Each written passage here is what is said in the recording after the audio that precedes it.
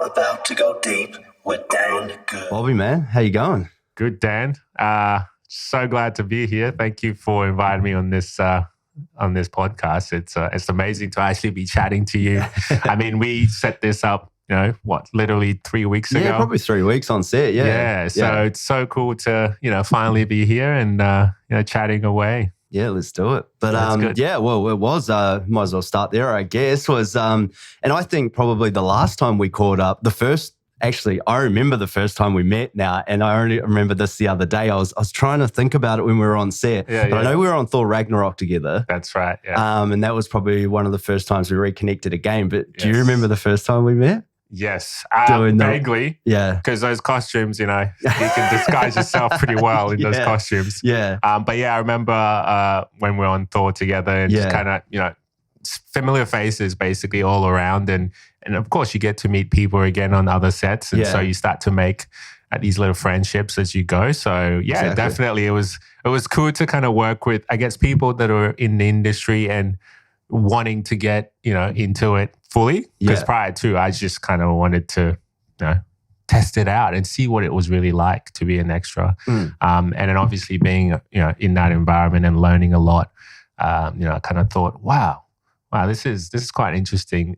Yeah, you meet a lot of awesome people, that's for exactly. sure, and a lot of different people. We'll say different, eccentric. Different, eccentric, exactly. But do you know what I was referring to? Actually, I thought we met, and I could be wrong here, on Rena's multicultural modeling festival thing that she did, fashion festival. Okay. I'm not sure if we did or not, but I thought that might have been the first time. Okay. Multicultural festival, and did like the catwalk runways and a little bit of, it's like fairly amateur, but not. Yeah, I think we might have met there. Wow. This is before Thor, I think. Maybe only a couple of years before Thor, or maybe it was around and it might have been after Thor. I'm not actually sure now. But I thought, I thought about it the other day. I'm like, I know him from somewhere else. Other than Thor. Yeah. And I'm pretty sure it was that. Rena Augustine, I think her name is. Yes. Actually, the name rings a bell now. Yeah. So I think cool. I don't know if that was before or after Thor, but. Yeah, I think it's kind of like all in the around the same time. Yeah. So, okay, cool. Yeah. All right. It's funny, right? Yeah. It's a small world. And you're definitely much more of a model than I am. That was my first and only time I've ever done the catwalk. It was freaking me out. But you've done a lot more of the modeling side of things, right? Yeah. I'd still get pretty, I think I'm pretty out of my comfort zone as well with modeling. Even though I've done it for a bit, but it's still kind of daunting for me. I think I kind of have to switch into a different person in a way when I'm doing it, and then go back to being me after. Going back to being Bobby, yeah. But it's quite an interesting, I guess, idea of, standing and modeling something. It's so weird. Like when you're walking down the catwalk and everyone just like looking at you like, and that one was a little like, obviously it wasn't like full on professional realm, but it was like, you get some wolf whistles and things like that and people in the crowd, you're like, shut up guys, so just let me do this and get off stage. It's worse when it's like people Oh, yeah. You're right. Yeah. Because you go, oh, geez, all right, this is embarrassing. But but if it's like nobody, you can be professional, care. right? Exactly. And then you got to be professional even more so, but you're like, these people know a lot more about me than like everyone else. And it's interesting. But you say you switch your mindset on when you go and do the modeling thing. What is that for you?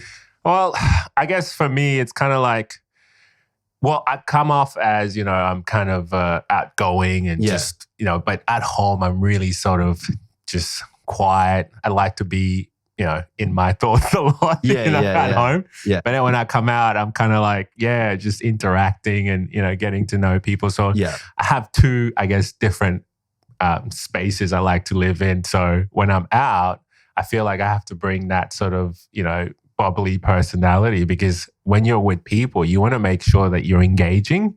And as well as, when people feel like you're engaging, they're more likely to go, okay, wow, this guy's bringing something to the table. So when I'm home, I like to switch it off. Yeah. So I guess you can call it an extrovert. Yeah. So I'm a bit of an extrovert. And I think even though I come off as an introvert out. But yeah, as an introvert though, when you get home, but extrovert. So it's like, really, you're not. You're a hybrid of both. Exactly. I'm the same, I think, as well.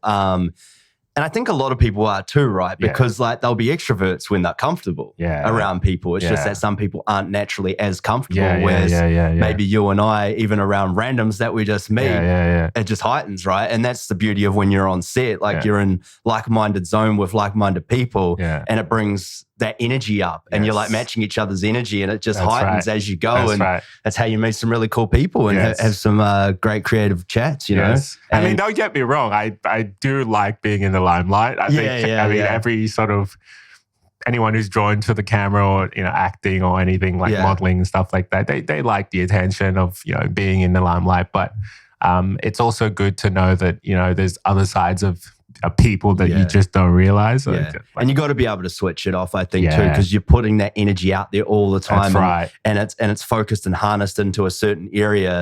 And it's easy to be sporadic with that energy too when you're on set with all those kind of people as well. And if you're there to do a job, you can drain yourself really quickly. That's right. Giving it to too many people when you're supposed to be giving it to that focused realm at the time, you know, or whatever it is that you're doing, the job, the gig.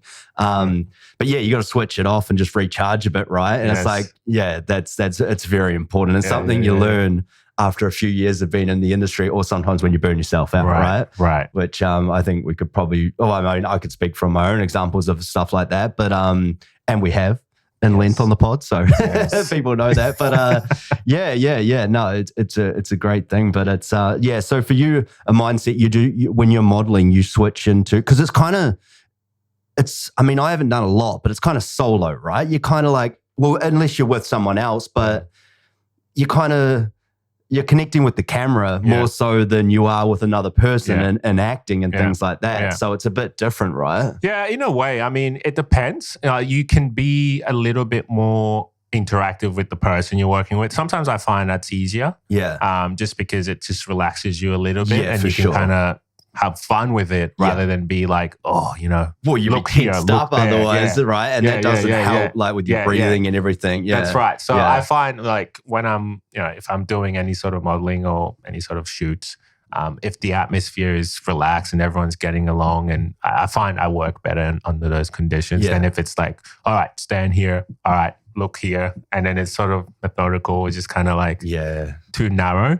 I can find it a little bit like, oh, this is a job, you know what I mean? Like it just gets a bit daunting. But generally, I think I do enjoy it when it's from a point of view of I'm trying to bring fun into it. So if I'm enjoying myself, then I can easily switch into that character of what I need to do or how I want to portray whatever I'm needed to do. So I'd say the mindset switch is going from being serious to enjoying it. I think that's probably the biggest thing there for me. Yeah. And it's a lot of times too, because like I know you do a lot of fitness shoots, right? That's probably one of your main ones, right? And that, I guess, you're not always smiling in fitness shots, are you? You're really quite serious and focused more than anything, which is sometimes could be a little easier to get in that mindset though too, right? I think rather than be forced enjoying yourself or enjoying yourself and playing that, you know, like because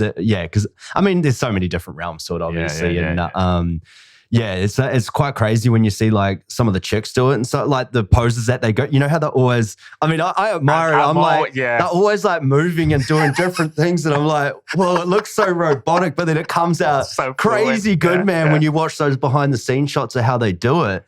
And I'm just like, oh, wow, you know, like, and they're just switching from like sultry to serious to like playful. And it's just like, God damn, man.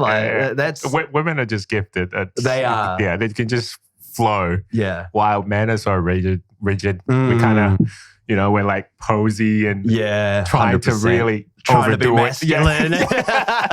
Doing a somewhat feminine task of modeling and standing in front of a camera. No, it's not feminine. But I'm always like how effortlessly they do it compared to when I'm on set and like I've modeled with a few other female models and they're just very fluent in their movement and they just know what to do. And I'm just out there trying to like, you know, almost copy in a way so I can kind of flow with them because I'm like, wow, like they just naturally, it just comes naturally. But some things you got to work at and be persistent with it. And even though it looks easy, but it's not. it's definitely not. Yeah.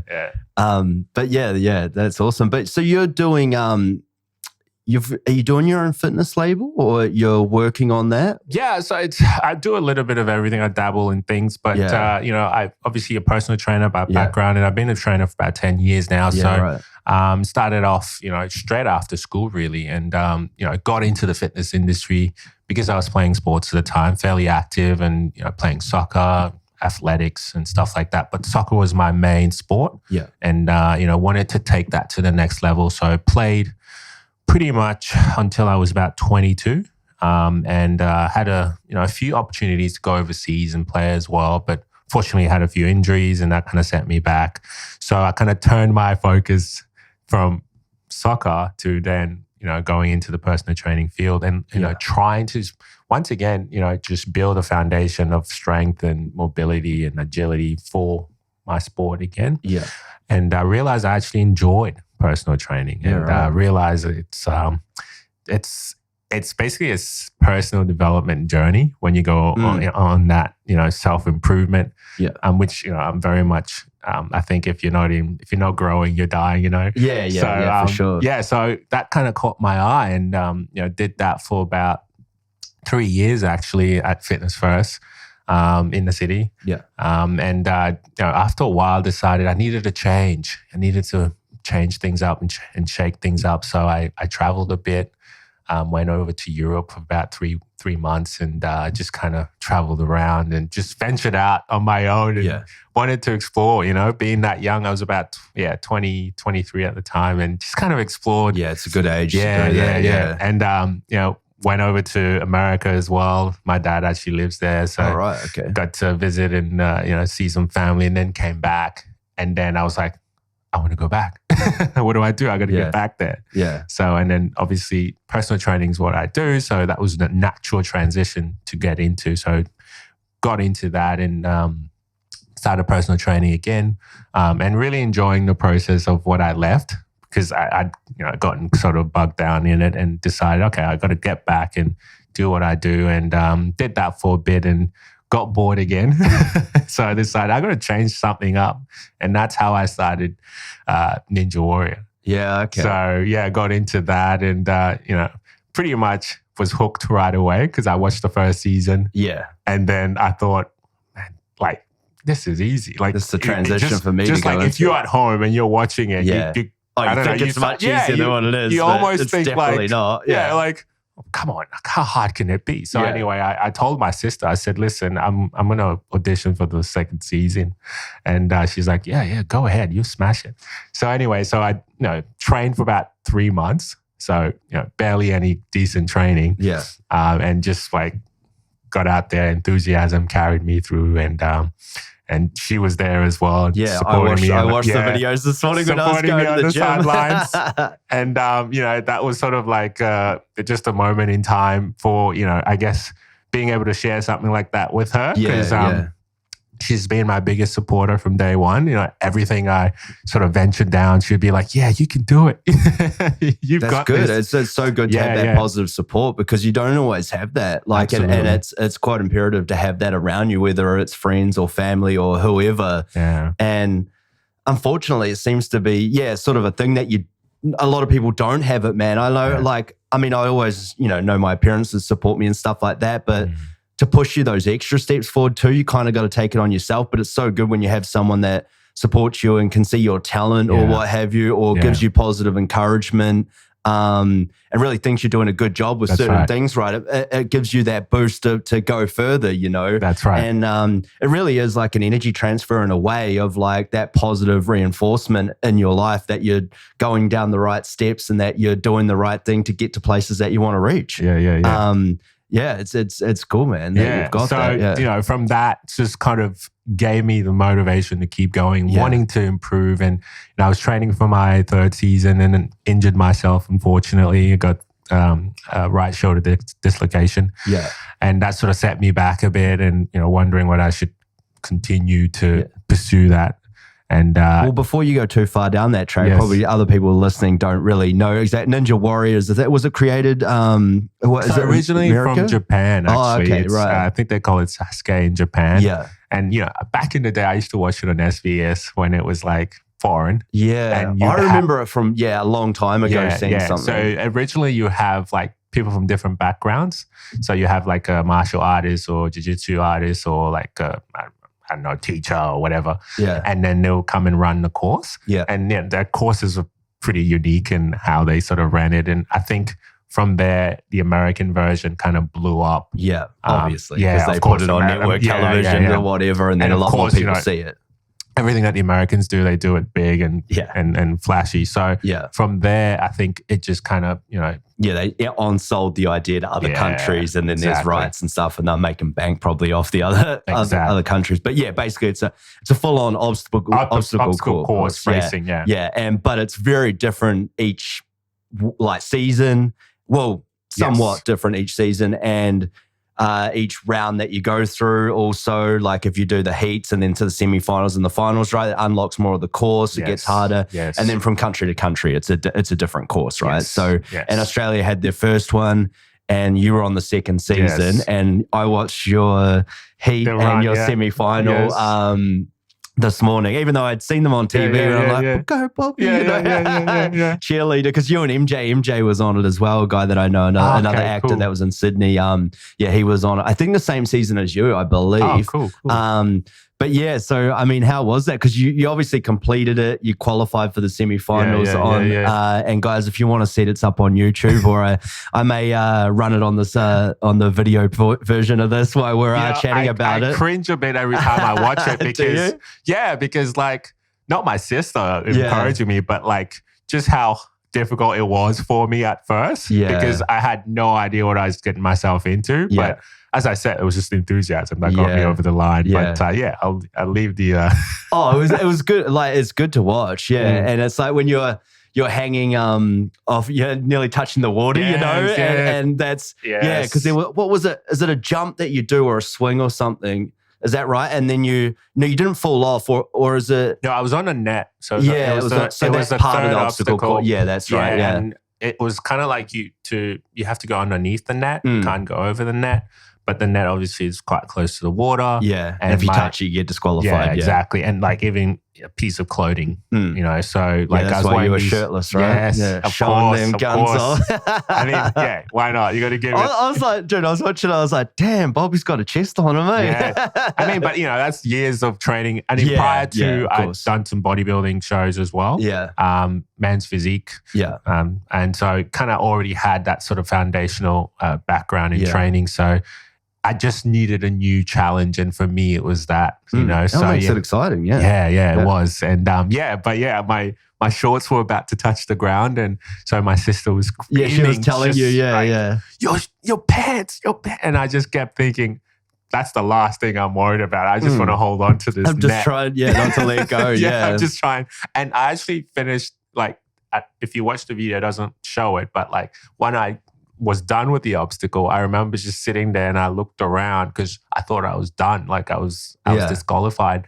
And it took about maybe like 20 seconds. And then they gave me the green light. They're like, nah, you keep going. And I was like, oh, okay. When you got through that obstacle? When I finished the net obstacle. So, because did you think you were out or something? Yeah, I thought I was done. Right. Yeah. And because there's so many people screaming and everything. Loud, and you can't hear anything. And you're just thinking.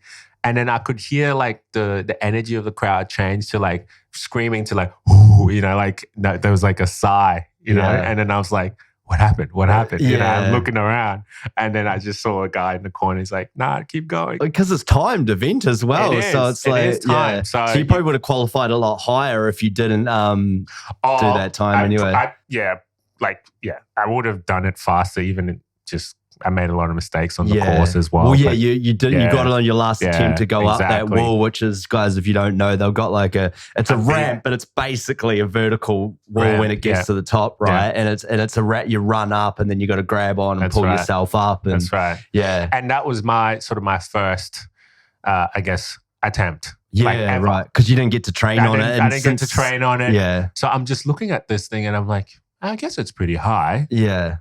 But I guess if it I seems more doable than yeah. I guess I could just kind of reach up and grab it. That was my thought. Yeah. But the shoes I was wearing was sort of like I don't know if you heard, like the Vibrams. Yeah. The Vibram shoes. Yeah. And I wasn't getting much grip. So my first attempt, I was pushing off the wall, but I was slipping. Oh, no. Second, pushed and slipped.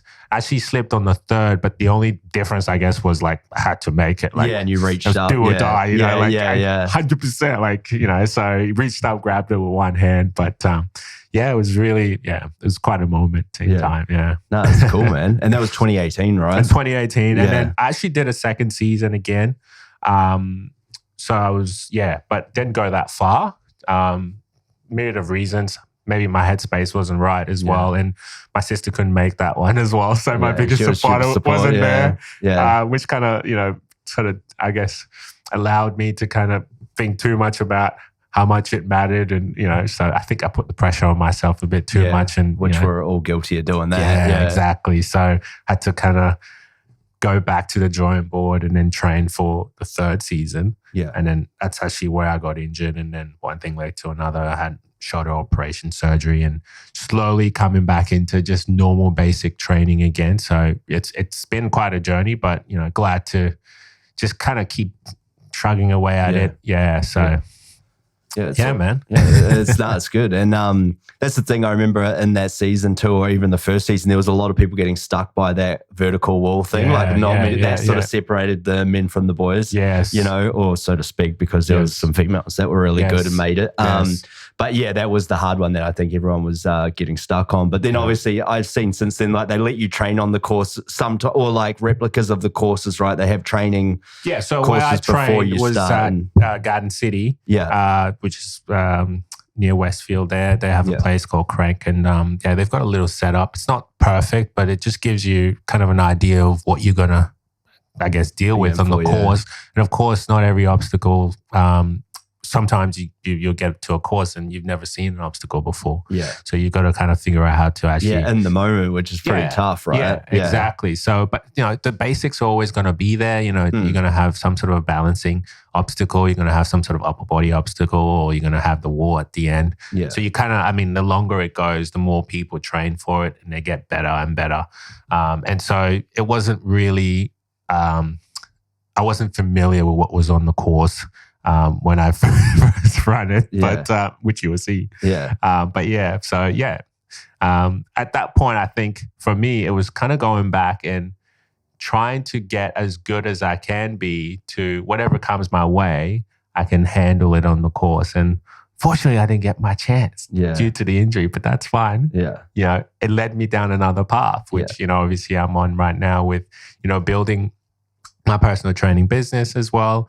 Online, I've got a page as well. So for those, we'll put the links in there. So it led me down just focusing on personal training, and alongside that as well, I'm currently studying as well. So doing a Bachelor of Exercise Science. Yeah, nice. Yeah, that's good. Griffith Uni as well. So just chugging away at that. Yeah, well, it obviously adds to more qualifications and more. I think just upskilling and educating myself a little bit more in terms of nutrition and performance. So I've always been someone who, if I'm not learning, I kind of feel like an itch to do something and wanting to grow. And so I think it's a good trait to have.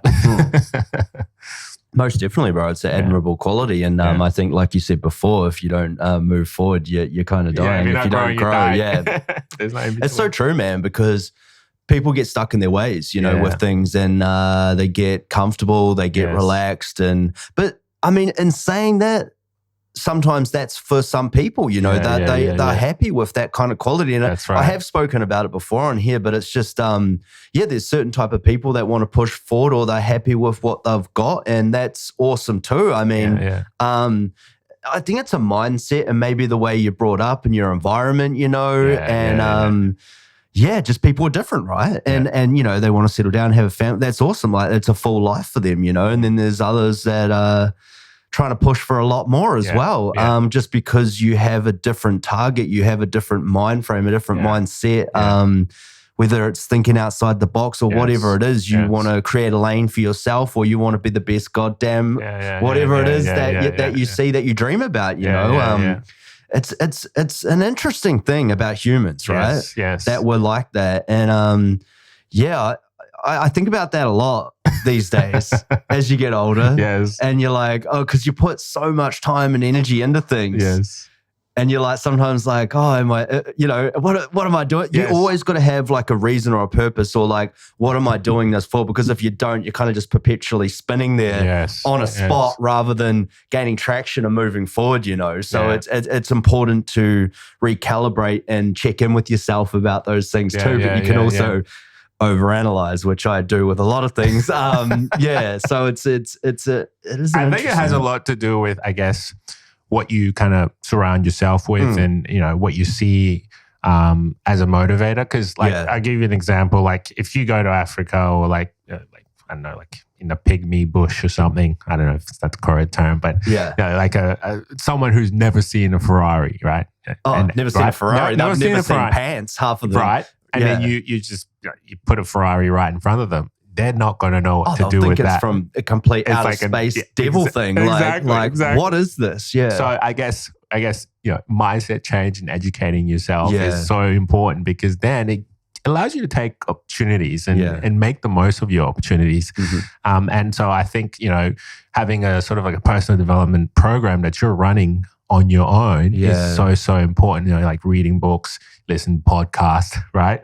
Learning from other people. Listen to podcasts, guys. You're learning from other people's backgrounds and what they've gone through and how you can take from that is so important for your growth as well. 100%. I think that's one of the best things that I've found. It's like not everything that the people are saying, the advice that they're given is 100% on and can 100% relate to you and what you're doing, and you shouldn't take everybody's advice completely like that. Yeah. But if you pick little things out from every person or every interaction you come across, or a podcast or whatever information is, reading a book or reading articles or whatever it is, and you fit that to your own life and figure out a way to work that for you to go to your bigger goal that you're striving for, then I think that's really important. That's how I do it personally as well. And I think that's the best way, because it's funny. I've just been listening to the Will Smith audiobook this week. Nice. It's like 18 hours or something. Right. I do that because, I'm not a huge reader, but I'm trying to do more. That's a really long book, obviously. It's probably, it's very long. And it was hard. Like I didn't do it at first because I got it just before the whole Chris Rock and the Oscars thing and all that stuff, and it's been a long time since, because I didn't want to listen to it, because Will Smith was one of my favorite actors. I wouldn't say he's my favorite as in best. I think Christian Bale is probably the best actor that I love the most, him and DiCaprio and stuff. But I love him as a movie star, and a lot of his movies growing up, that I can really relate my emotions to, and he's awesome and I love those movies. But it was hard to go, because it gets personal and the whole Jada stuff and all this, but man, I've gone I think I've got 3 hours left. I've listened to a lot of it this week, but there's one thing, and I need to clip it out because I think it's fantastic of what he goes on about, and it's about that advice, because he was always constantly getting advice from people, and there's a monologue that he says about it that's just so good. I couldn't even reiterate it all right now, but it was along those lines of what we were just saying, like advice is advice. That's it. Yeah. It's advice from someone else's experience, and that's not always going to link exactly to you.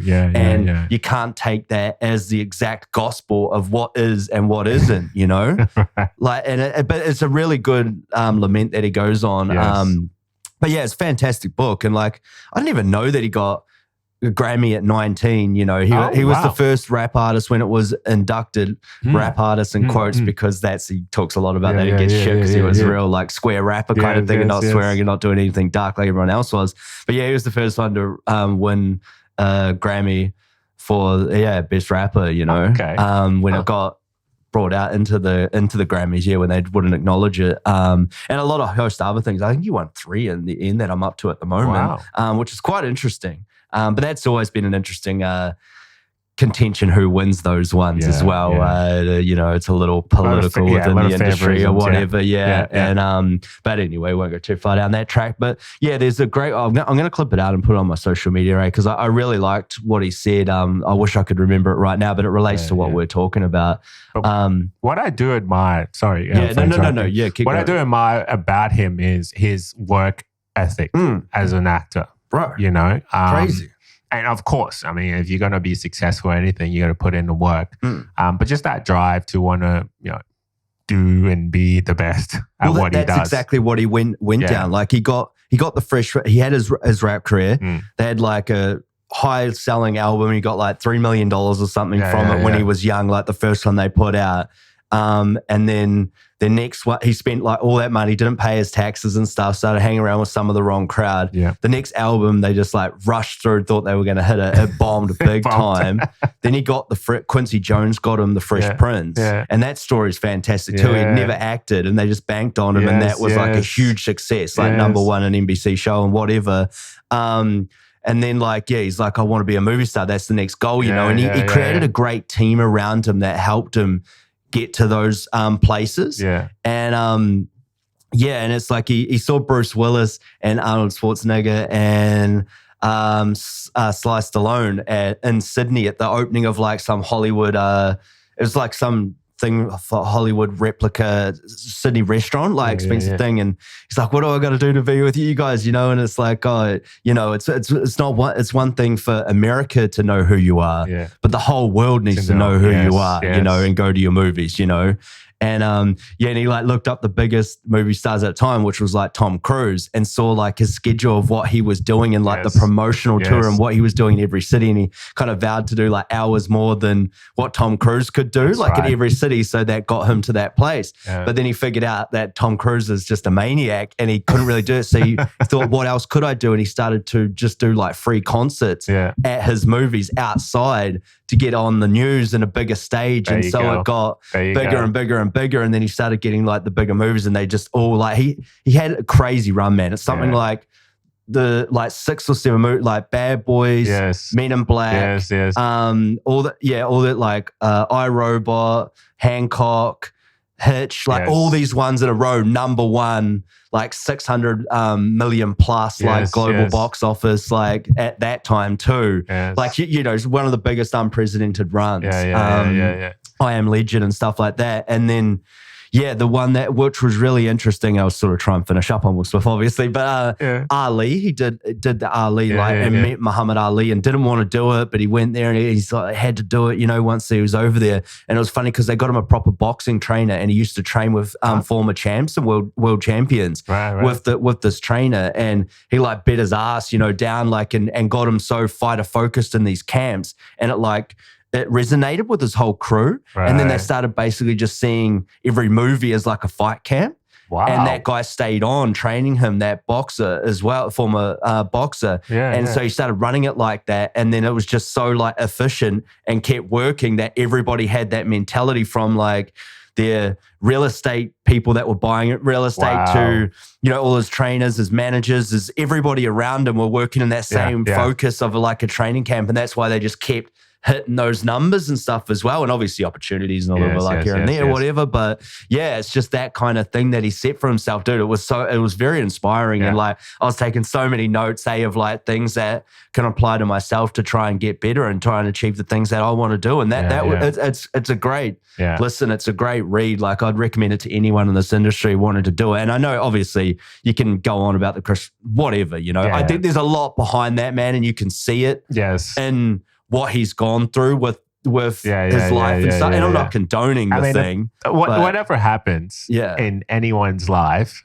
is just a lesson. I don't think we can be that judgmental about a person's but everybody is, aren't they? They are, but they can be. But ultimately, it's you take the good. So you leave the bad, you take the good, right? Because there's a lot of things you can learn from people's experience of life and how they live their lives. We can't put people on a pedestal no matter how great they are. I think everyone has their faults. It's just part of being a human being.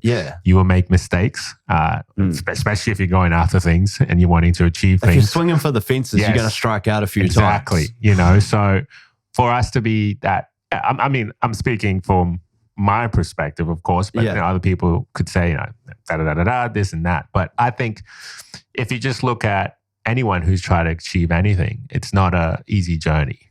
They've had to go through a lot and had to experience a lot to get to where they are. So I think we can be forgiven a little bit when they mess up. Well, that's it. And yeah, it's silly because that's why I think like, and like as a culture or whatever, anxiety is such a thing now, and mental health and all this. And it like was barely even a word like 10 years ago, like almost, until people you give so much power to it. And respectfully so, because the awareness is great. Yeah. But it's like, how much power are you giving that thing when you're verbalizing it all the time, within your situations? And it's kind of not an excuse. And I'm not saying that, but it's just like, for lack of a better word, you're giving that thing power over you, and over your circumstance. That's and, right. You just got to figure out a way, and I know some people it's a lot worse for, obviously, and there can be crippling anxiety, where people can't even leave houses and stuff. But it's a different thing. But yeah, when you're judging people like that all the time, you're just heightening society, and your bubble around you. So it's going to pop at some point when you're putting so much pressure like that on everyone and the culture and the movements, and you got to hide like all these things that you're like doing wrong or you've stuffed up, and it's like, man, like we at the end of the day, we are all humans and we all make mistakes and we learn from them. And that's just like a fundamental of how society has worked. That and creativity is the reason why we're here podcasting right now with technology and everything, and be able to spread this over to however many people are going to listen or watch the show, you know? I think there's like a term for it. I can't remember what it is. It's like the phantom syndrome, or like the star syndrome, where if we put somebody in the limelight as a celebrity or a star, we then look at them differently to us. Like they're almost not human beings. Oh, for sure. That's exactly what it is. That's why you're like, how did he do that? Yeah, they've got certain character traits or ways of being that are different to us. And of course, I mean, we also are kind of like, we like to see people fall as well. Like we like to see there's a lot of people that like that. We also like to see the down. Like it's just part of human beings. We crave that. Building up and destroying. We want to see both aspects of their journey. Yeah. So I think, as it's just part and parcel with being a celebrity. You will be in the limelight. You will be, questioned about what you're doing and how you're doing it. And you've got to be, I don't think, for me personally, fame is not always a good thing. That's what I'm trying to say. Because ultimately, you are now putting yourself in a position where you can be, ridiculed for anything that you do. Yeah. And, of course, you're still a human being. And I think people lose that and they just they totally lose sight of that. Yeah. And so when you mess up, it's like, wow. Well, it's a way bigger thing. Yeah, the stakes are so much higher. Yeah. I mean, I don't want to get into the weeds, but I mean, look at Kanye at the moment with how, I mean, if he tweets something, his career's ended, right? Now, prior to, if he was coming up and he tweeted that, nobody would care. No. Right? But because at his fame and his level of influence with, what he's done with his music and obviously his brand, he's at that level now where if he does something, it can be quite impactful into how he's been at that level for a long time. That's more so why. And a lot of people, like, I mean, but you got to look at it. I would still look at him as, it's not a perfect human being, not somebody that, can definitely say something and then we all go, that Kanye is wise. But he's going to say good and bad things and sometimes dumb things. And of course, I mean, this guy has, he's come out and said he has a condition, like he's bipolar. So it's not like you then look at him as like, I mean, he needs help, basically. That's my point. And like, if he's going to tweet stuff and get stuff out in the world, we got to take it like lightly in a way because it's not. But that's the thing. Some people blindly follow, though, and he's got such a huge like, I love Kanye personally. I mean, I'm not condoning what he's saying. I don't even really pay much attention to it, to be honest. To me, it wouldn't matter too much. Like, honestly, like he's not in politics, so it doesn't matter what he says. Well, he kind of is, actually. He's running for president again. But I know what you're saying, though. I know what you're saying, though. But I'm running for the mayor of Runcorn. All right. So. Well, look, I will vote for you. Actually, I can't in this country. So, but no, I know. But man, I love him, bro, and like I love his music, and I love his creative genius. And I know a lot of people don't understand it, man. They've never understood him. Yeah. And they're always like that, and they're so quick to judge things they don't understand. True that. I think so. But I mean, I'm not condoning what he said. Like, like he's obviously got some issues and he doesn't want to, do whatever medication because it does stuff him up from his it blocks you. It's like if you, if you do it, a lot of, I mean, you could go down so many different rabbit holes in that regard, but like you take things that blocks that signal that you're getting in, wherever that void is or whatever, wherever that creative stuff comes from, and you're able to transmit it and decode it and put it into something. Like some of those prescription meds and all that stuff just completely block all that stuff from you, bro. Yeah. You're a numb and you're a shell of your former self. That's true. And you could see that with him. Yeah. You just got to take it with a grain of salt sometimes. But that's the thing, that they're so freaked out about the following that he has and what it the influence that he has. But also I think it's like the type of people you have around you. Because like if you're making decisions like that, like who's then going, oh man, I don't think this is a good idea. You shouldn't be saying stuff like that. I think it's because no one can really tell him what's a good and bad. That's the thing as well, right? At that level, you're sort of like in this rare air. Yeah, there's a lot of yes men and things like that. Yeah. And it's just unfortunate because, of course, I mean, does he really have to bring out his opinion is going to change the world, but hearing what his opinions are? Probably not. No. I mean, nobody's going to be like, you know what, that guy is wise. You know? In fact, it brings him down because a lot of people might not agree with what he's saying. So there's a place and it's not his place. That's what I'm trying to say. But that's the problem, with the toxicity of like what Twitter can be or whatever, those social platforms at some point, like they all can be pretty damn toxic. There's a lot of awesome things about it, and there's it's a double-edged sword, like with most things, right? And it's just like this day and age that they're putting everyone puts so much credibility on what people are saying on or doing on social media that it's like seems to be far more important than real life. It's like reality TV and all that stuff. I can't stand it, dude. I'm not watching that shit, man. What? But the Real Housewives of LA? I guess Ninja Warrior is a form of reality TV kind of in a way, right? But not, you know what I mean when I say reality TV. Yeah. And I couldn't think of anything worse. I will read a book over that.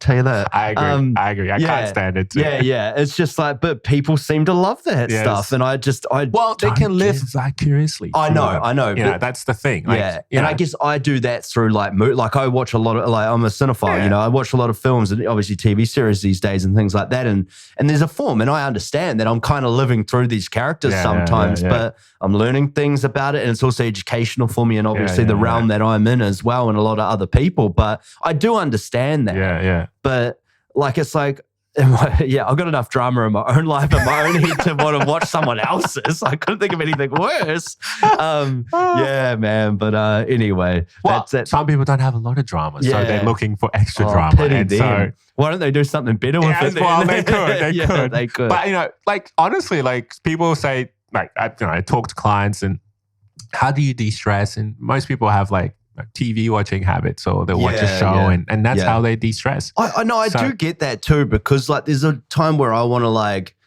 chill out, like after, after work, training, cooking dinner, you come home and maybe you do an hour or so, whatever, of stuff that you're working on, or maybe more. But then sometimes, you do just want to like you just want to switch off for an hour, man. And that's definitely what movies and stuff do for me as well. And then I'm in an adventurous, exciting realm, like I'm just like zoom right into that. And I've been thinking about that a lot lately, is that maybe I need to go out and do some more adventurous things myself, because I'm like an adventure, and I'm like, am I living too much through this, with this outlet, when I need to switch my mindset and do something more adventurous in my life? I've been thinking about that a lot, actually, the last 6 months, 12 months. I think it can be good. So it's a balancing act. So you want to have the inspiration there as well to look at things and be like, wow, that would be cool to do, and then go and pursue that. So but I think it's good to see different perspective of things. And I think I started watching this documentary on Netflix. I think it's Idris Elba's editing it, narrating it. Sorry, and he's talking about different sports around the world, but like just like, for example, like these people do bullfighting, but they like stand in front of the bull and the bull just charges at them, and just different ways of challenging the human self. Spirit. And I just thought, that's cool. Like, can you imagine like running in the desert when it's super hot, and you're running for about 50 Ks, the sun's beating you, and like overcoming it. I would never think of that. That's an option. And then it's just like, there was this lady who like had one leg, and she's doing it, and you're just like, huh. And I was complaining about being in traffic today, you know? Yeah. It's like, it just gives you, I guess, a different perspective on life. And just, you know, if you're living in your little bubble, you need to like explore and expand it. And see different things to just kind of, stretch your mind and get you to think differently about your circumstances, you know? So exactly. And we're not short of inspiration nowadays. You can look around you. Yeah, there's plenty of inspiration, like this podcast, you know. yeah, that's right, guys. You hear that? I need the people that aren't listening to hear that. Exactly. No, I respect. I love the people that listen, man. We got a good core group of people that consistently listen or watch, so it's good. Cool. But where are you from originally, man? Before you came to Australia, because they touched on it in the Ninja Warrior thing with you and your sister. But I wanted to ask you about that more. Yeah. Well, it's a long story, but I'll make it short. So I was born in Liberia, west of Africa. And, during the time I was born, there was a civil war. So I was around, I think, 2 years old when it actually started happening. And unfortunately, we had to flee. So obviously in that environment, there's not time to get your paperwork in order. Yeah, I'm sure, More alone, pack up. Yeah.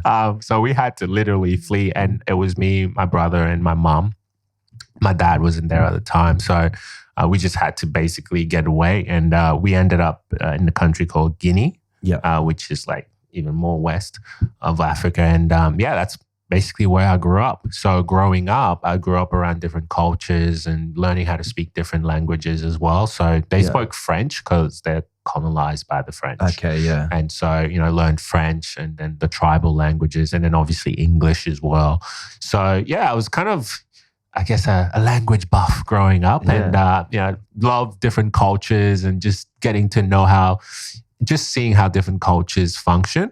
And so when I came over here, it was a big, surprise to me because like everybody spoke English. And I was like, nobody speaks any other languages. It's like just English. You're very ignorant like that, aren't we? It was like, there's other options, But so I kind of, came here when I was about, I was 10 years old when we arrived. And my dream actually was to go to America. All right. Yeah. Because, in Africa, I mean, if you look at, if you watch TV or, you watch MTV, you see all those videos and you're like, wow, America would be the place to be, right? And I was hoping that, I'd be, somehow I'd end up in America. But my mom was telling us, oh, we've got a few relatives over there. It's not really as great as you think, right? And then I was like, but where would we go? And then she's like, Australia could be a good option. And I'm like, Australia? What's Australia? So I thought it was Europe. All right. I was like, Australia. Oh my God. So we arrived and I just remember thinking, wow, this place is far. It took forever to get here. And then when we got here and then the weather changed because obviously it's not as cold over there. It's cold here. We arrived in winter. Yeah. It's so really not that cold here. It's not. but from my perspective of course. Because I come from like a tropical place where it's like it rains. Oh, it's sunny. And then I arrived in I think the middle of winter and I was like, oh, this is just like Europe, and just adapting to the weather.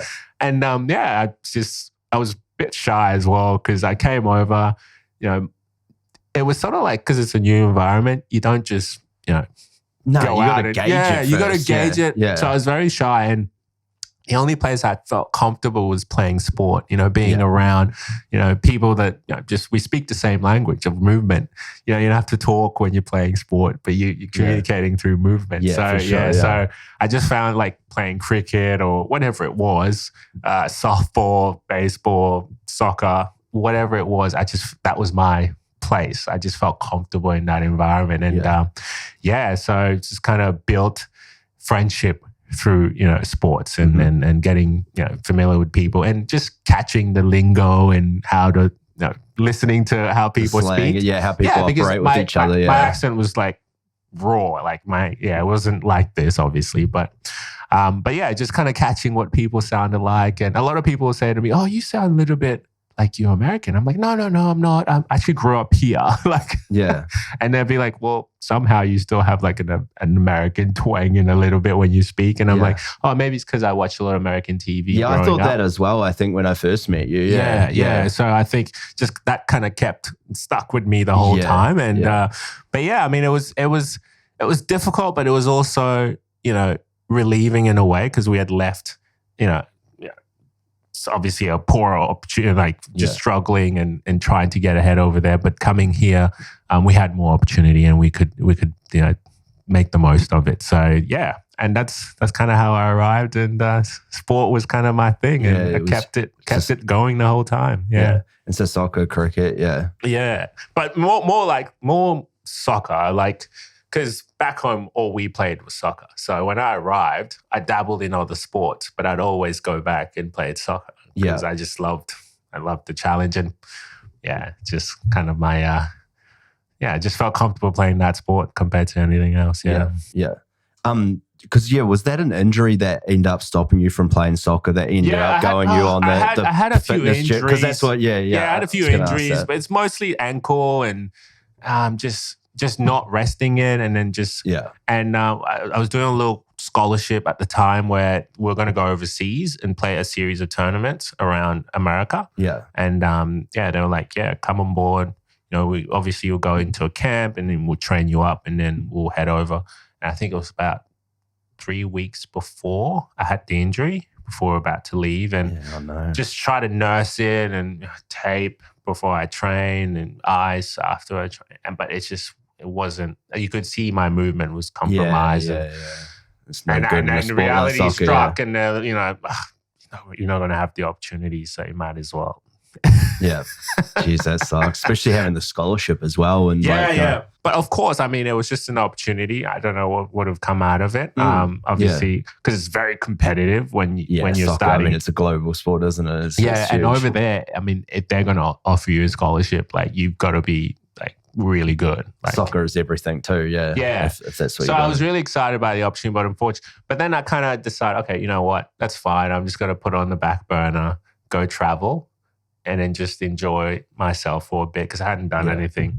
And then came back and obviously got stuck into personal training, and just that was kind of I like the idea because I feel at home when I'm training people. Like, it just comes naturally to me for some reason. I don't know. And I'm not, I guess for me, I'm not a trainer that most people would associate a trainer to be, like, like a Biggest Loser trainer who's like, give me 5 more, whatever, or just punishing their clients.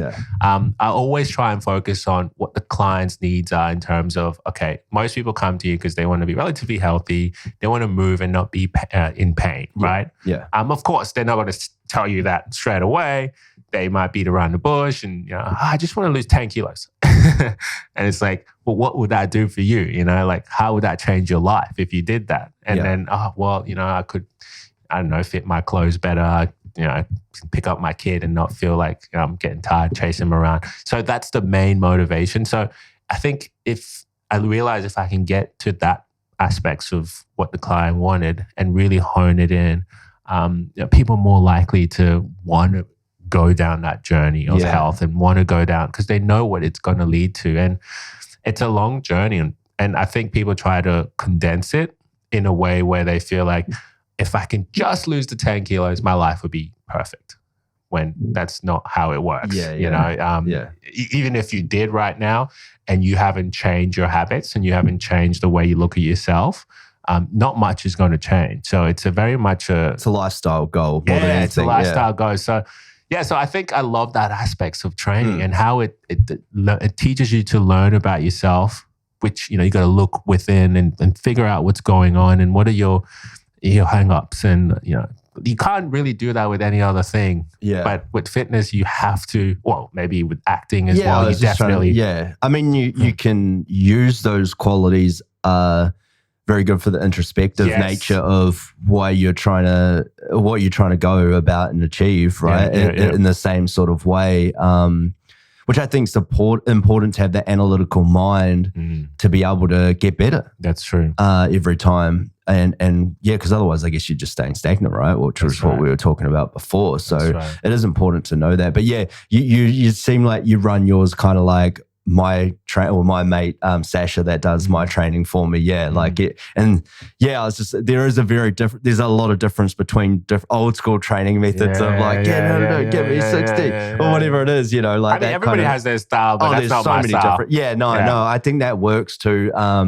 It can work for so many different ends, because it can work for the common folk that just want to have those little goals of fitting that dress or whatever it is, you know, that they have, and also the people that are really serious about their training, you know, and that's what, because you can always skip over things and you can meathead your way through it or whatever, but it's like when you balance everything out and build from the top and then get mobility in there and everything, that's like a lot of stuff that I had to learn when I hooked up with him and started doing that sort of training. So yeah, it's important. But no, it's cool, man. It's cool that you've come a long way there. Have you been in Brisbane the whole time? Yeah. So Brisbane. Yeah, I guess it's easier when you've settled in. It's harder to leave out. Yeah, I mean, I've been tempted to go maybe to Melbourne or Sydney, but I just felt like they're overcrowded.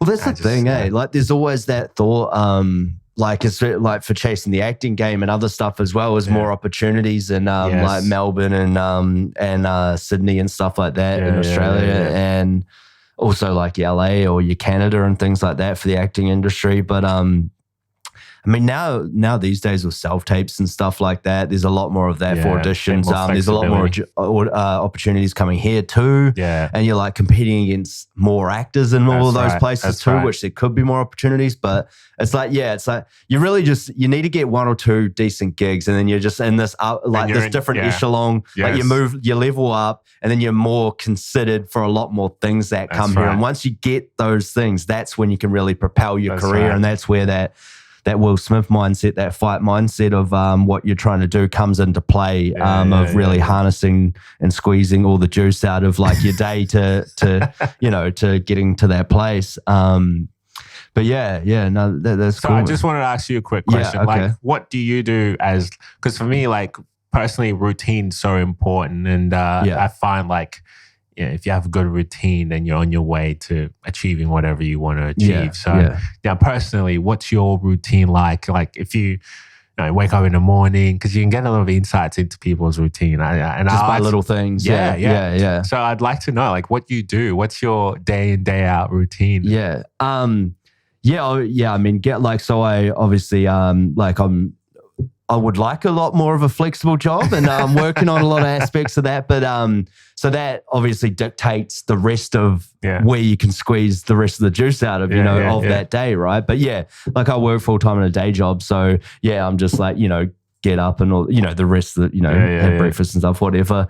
Go to work, man, smash out anywhere from 8 to a possible maybe 10 hours a day at work, and then travel, go to the gym, man, train from anywhere from, I mean, you factor in travel times and things like that, but I won't go to every little detail of it, but go to the gym, man, work out hour and a half, whatever it is, I used to overtrain. I was guilty of that for like 2 hours. Sometimes I'd be in the gym. And that was why I ended up hooking up with my mate, Sasha, because my levels are really off. Like I was just so tired and stuff all the time, but I just kept pushing it for years and years on end, doing all these different things that I that, as you know, and like my test levels were low and like a lot of stuff, man. And like we tweaked little things of my diet and stuff and just got a bit better sleep and just got my levels to like way, like the doctor was like, what did you do? Whatever you're doing, keep doing that. Like it was from borderline low to like extremely pretty high, of everything. So it was a huge adjustment. What are some of the changes you made there? There was just, I think, we did a full podcast on it with my mate about it. But it was, I think, just tweaking of the diet, eating a bit cleaner in certain areas, probably more so. But I was eating pretty all right anyway. I think it was trying to get that bit more sleep. But there was sleep. We didn't do huge amounts. We just and I was overtraining. So I was overtraining. It was lack of sleep. And pushing it. Right. And Yeah, because we really didn't we cleaned up a little bit, but just understood more about the diet. Like he runs it like a fine-tuned machine, man. I've got like, and he's constantly changing. He's really good for what he's doing with for me, which I'm sure you probably do similar stuff with your clients and stuff like that. But I'm like, he's constantly adjusting. Like I've got so many certain like protein portions a day, veggies, good fats, and carbs, and that's obviously consistently changing. Right. But and I was pretty good before, but I was probably a little low on the vegetable side of things. But pretty good. But just the portion sizes, was probably a main thing. But yeah, we just tweaked and cleaned up the diet a little bit. Probably tried to focus on getting a little more sleep, which I'm a lot better at that now. Obviously, I've got a Fitbit and stuff, and I'm wearing that and actually monitoring all the sleep and everything. Like I clock up like anywhere from an easy, 15 to 18, 19,000 steps a day doing my job and including with the gym and stuff. So it's quite a lot. So I've got no problems there. Yeah, just the sleeping thing and just definitely the overtraining, man. I was definitely overtraining. I'd easily be in anywhere from an hour and a half, 2 hours easy. And probably training 5 times to 6 times a week that way. But just more focused on the training and stuff. Yeah. But yeah. So I was always pushing it, but it just got to a point I'm wrecked, eh? Like, and we just talked about it and he got me to go get a blood panel work and got all these different things. And my test was like borderline low. Even my estrogen was like borderline low. And like, can't remember what else it was, but a couple other things too. And we just got them all flying. By the time, they were probably adjusted within, I reckon, a few months, but I probably got the test again, like maybe 5-6 months down the track or whatever it was, I think, but I could have got it earlier than that. And it was just, it was like the test levels were through the roof and everything else was leveled out nice. And so I think it was just a combination of those things. And then from it, we just started building up everything balanced more, because I was probably, every meathead loves to train up a body or whatever, and just overdoing in those areas. So we just balanced out my training a lot more, reduced it down, which I wasn't enjoying it as much because it was a chore to go to the gym because I was training so much and probably didn't have the energy for it. So we just adjusted a lot of those things, man, and balanced out. And then, that's why we did a challenge. I ended up getting down to like 7.5% body fat a few months back. Now, do you take any supplements with that or you kind of keep it very... No real supplements as in that. I think we spoke about it on set, but like multivitamin, fish oils. I do take CBD. CBD? Yeah, CBD. What's that for? Inflammation mainly in the body, and it reduces your anxiety a little bit as well. Like I noticed, I've been taking it for probably maybe 3 years or so now, probably. I got onto it through, Rogan and like all the podcasts, they talk about it a lot. And I'm like, you know what, I'll try it. I get it from America. Australian government. You can get it here and stuff like that, but it's just which brand is it? I get it's a Lazarus brand. Lazarus, yeah, I can show you afterwards. Because I've heard it's also good for sleep as well. Yeah. Supposedly, like you can get it in all different forms. Like you can get drops and stuff like that. I mean, I think you can get it at pharmacies and stuff over here. You got to watch because some of them are selling it and it's like it's certain hemp, like it's from hemp a lot as well. It's non-psychoactive CBD, obviously THC is a psychoactive ingredient in like marijuana and stuff like that. But CBD, it has all the good benefits of it. But like mine are just like 25 milligram capsules. You can get a lot stronger ones, but it's just because I get it from America, so the price difference in the postage and stuff. It's a little bit, but it's about what you pay. It's better quality, so you pay for what you get. Yeah, and it's from a legit place. Like they're like vegan or something as well. Not that I'm like vegan, but cool. Like you know that it doesn't have all like any weird preservatives or whatever stuff in it. Not preservatives, probably not the right word, but whatever. You know more than I do.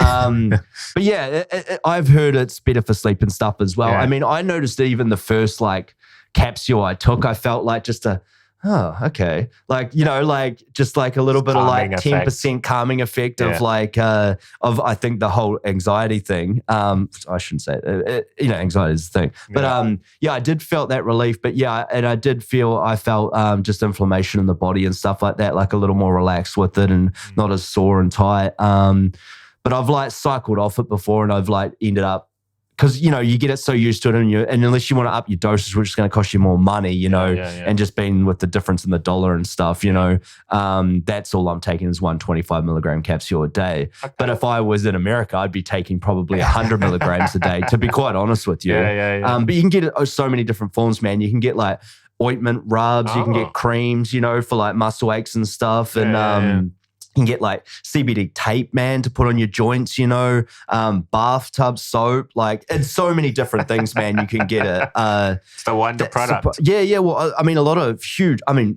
most professional athletes will all do it now. Like take it for so many different things because it has crazy benefits. But I take like I think it's like 1,000 milligrams, like garlic pill, vitamin C, vitamin D, magnesium. Nice. I'm trying to think what else. That's pretty much it. Oh, zinc as well. Okay. Yeah, I think that's about the cocktail that I take. On a daily basis. But no, used to do a bit of protein powder and stuff like that. But I don't even take creatine or anything when I train or anything. Creatine or I'm totally blanking on what's the one that everyone takes even if they do 5 minutes in the gym. Pre-workout. People take, do scoops of this and they're in the gym for like 10 minutes. I'm like, what are you doing? You're just defeating the purpose. I had an interesting story with pre-workout. Started using it early on. I think everybody's had an interesting story with pre-workout. Started using it probably early on in my career as a personal trainer and become so reliant on it. Yes, that's the problem. And just kind of like, can't work out without my pre-workout, Because you get in that mindset of it, Yeah, and then I just had to stop because like I was realizing like I wasn't sleeping well as well. So if I take it in the afternoon. Still going through your system, Yeah, so I'd still have it in my system, which would affect my sleep. And a lot of people do that. Like they don't realize, like they'll take it at 6 p.m. at the gym. That was the other thing that Sasha did for me is no caffeine after midday because they have like even 6 hours later, you still got half the life of the caffeine in your system. That's right. Remember that, people, because that was one because I like coffee, and caffeine. Yeah, so coffee obviously affects your sleep as well. So just stuff like that, I think people can just change a little bit with their habits can make the biggest difference. And obviously sleep is so important. But my sleep was being affected. So I thought, okay, I gotta go cold turkey. So I completely stopped it and looked for alternatives and started using rhodiola, which is like a Chinese herb. It's great for stamina and just cognitive functioning as well. Yeah, okay. So I'll have to look into that. I've got you some, so don't worry. Oh, no way. So you can try that as well. And I just find like it's more of a focus effort rather than feeling tingles and just being charged up. Which is like, that's not the state you want to be in when you're training. You want to be in a focused state, not a charged up. Can't even sit for a second to think about what you need to do. Yeah. Totally, because it's the mind-body connection. And I've realized a lot more of that with my training as well. Yeah, and just because if you're not activated, that's why like meatheads pushing heaps of, and you're like overworking your shoulders when you're trying to push your chest. I mean, training is a stressor. I think most people on your body. It's a stressor. But obviously, it's the dose that matters. So it can be a good stress or a bad stress. Yeah. So if you overdo it, obviously, it's going to be detrimental to your health. Yeah. And so it's important to kind of find that balance. And I mean, for you, from your experience, you can kind of see, okay, well, overtraining wasn't the solution. It's a terrible idea, As soon as you cut back, you focused on your sleep, you got your body and hormones back in balance. Yeah. You started to get results. Oh, totally. Right? Totally. So it's like if you overdo it, you actually don't end up getting there. It's such a meathead mentality or whatever you want to call it. But go harder, go stronger, go harder, go home. So, I mean, there's time and a place for that focus. For most people who are like, they just, they love pushing themselves, they love challenging themselves. That comes easily. Yeah. And so they have to be sort of on that edge, the yin and yang sort of mentality is, I don't want to overdo it because then I can, it can set me back. But I also don't want to not do it consistently as well. I think consistency is probably the most important thing when it comes to training. I think for sure. For most people, if they just, even for me, like when I had my shoulder surgery at the start of the year, I wasn't able to train obviously for quite a while because I was in a sling. So all I could do was basically walk, right? Stretch, foam roll. Yeah. That's it. And basically just try to do that every second day. but that just kept me sane, because if I just stopped completely, can't train, then I don't think I'd be in the right mindset to start training again when I'm somewhat because ready. you lose that mind-body connection. You do. Yeah. And, mentally as well, you're not in the right place. Dude, that's right? the main thing. That's why I train, is because I felt, obviously, like whether I had like some sort of body image as a kid, I think I was a little bit more overweight. That's why I think everybody innate has it. That's why you get into it, because you want to improve. Exactly. And there's nothing wrong with that. Yeah, But it's just having a good kind of foundation of, I want to improve to be better, not I want to punish myself. Yeah. You know what I mean? There's a difference. And I think for sure. Yeah. Anyways, go on. No, I was just, sorry, what we, we're, when you were young and that too. But, and then you see the results, you're like, oh, wow, I can do this and I can keep better. And like, and you keep, you keep pushing, or you just keep showing up. The consistency, you're right, is the main thing. Yeah. And you keep training and you stay focused and you eat right, and you sleep right, and you just see all these benefits from it. But I think the main thing was the mental clarity, the chatter, especially in the things that I was chasing, and and being very self-analytical person, you can be very hard on yourself. That's right. And but just like the relief of the mental clarity is probably one of the main things, is why I'll always be training. And this is what people don't think about. Yeah, what do they think about? A hard they think about the physical look. Like when you think of health, you don't think, it could be good for my mentality and how I think about life and how I overcome circumstances. Like that's the biggest thing. It's like, and for me personally, I have a routine, and that's why I was talking to you about routine. Sorry, I just thought I was like, we went off that track. And for me, my routine is like, so it's just regiment. It's regiment, because what I find is, and I've experimented with a lot of different things, because I just like to try things and see how my body responds, how my mind responds. So routine's so important. So when I wake up in the morning, if I do a certain routine consistently, regardless of it being difficult or easy, and I told you about the cold shower. That's right. That's something I do regularly. Now, for the last maybe 3-4 months, I've been consistently waking up. I have my lemon water. Which we spoke about. Right? Aubrey Marcus. Aubrey Marcus owned the day. Yeah. I put my salt in there, drink that. And then I'll actually... I think about you. Some mornings now when I get up, because I forgot I haven't done it. I'm like, man, I'm going to see Bobby. He's going to ask me if I'm having my lemon water. I'll be like, have you had your lemon water salt this morning? No, I haven't. And you're like, I started that. I don't know what happened. It just sort of drifted. Because I like coffee so much, but it was good. It's very refreshing, and it gives you those, Yeah, but I think what you're trying to do there is just hydrate the body and just get before you dehydrate it with coffee. Exactly. Yeah, I know. It's and pretty most fundamental. People go to coffee straight away. It just wrecks your system. My compromise is about that much of water just to lube the throat up a little bit, and then chuck me coffee down. But I drink so much, as you can see, I drink so much water. Like I've peeled through 3 glasses just sitting here. Yeah, that's cool. But no, I'm getting back on that. I'll do my shopping tomorrow, I'll get some lemons. Just try it. And, don't have to go hard. I think if you just start with the warm water first, just make the habit, and then you can add on it. I don't see, I'm a stickler. I like really cold water. Oh, you like cold water? Yeah. I don't even like room temperature water. Oh, wow. That was like first thing in the morning. Oh yeah. Anytime. I don't like water. Warm water. Sorry, warm water. Yeah, I'm real stickler. I just like cold water. Okay. But I remember that was the thing, to have like tap water or like room temperature water. I think I used to do room temperature water. I think I used to pour it out, and then I'd do it, and then I'd go have a shower, and then I'd come back and drink it, just so it was room temperature. But because I'm so used to I reckon you can have it as cold as you want. I don't think it's going to change much, but it's just creating the habit. That's the main thing. For sure, yeah. So after my lemon water, I'll do. I trace it up with some amino acids. So I've got amino acids powder that I put in water, but essential amino acids. Okay. And this is something that I've started doing almost a year ago now, and that was after my shoulder surgery.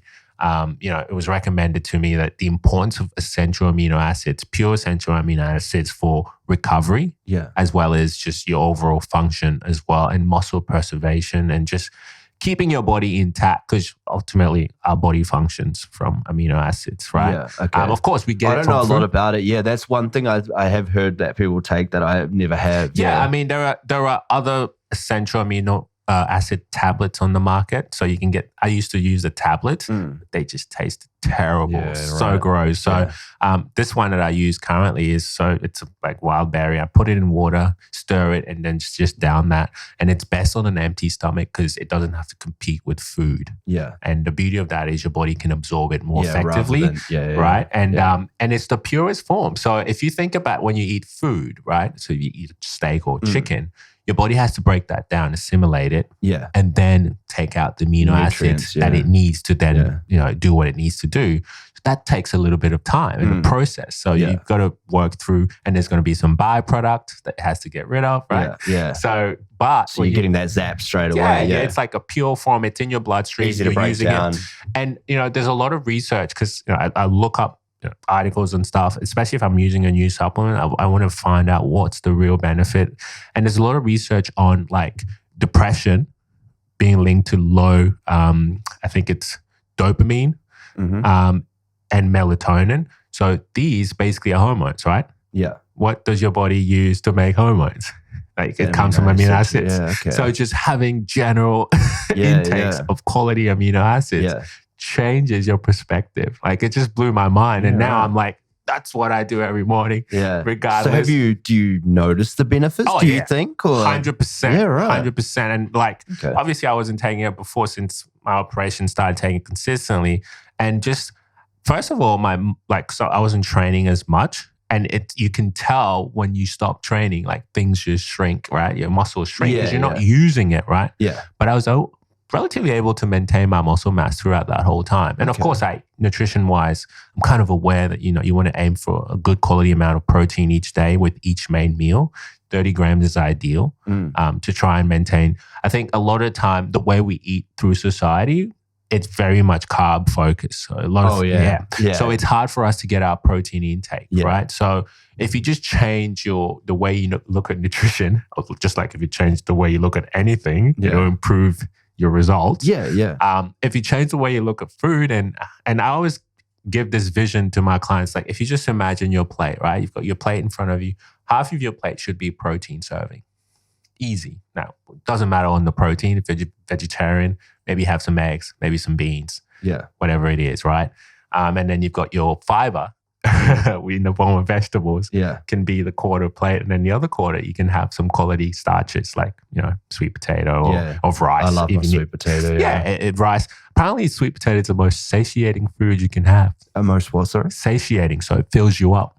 Yeah, I believe that. I didn't know that because I thought, because in my potatoes must be pretty close though as well. Like white potatoes? Yeah, they're pretty dense. Yeah. But not the most pleasant to eat.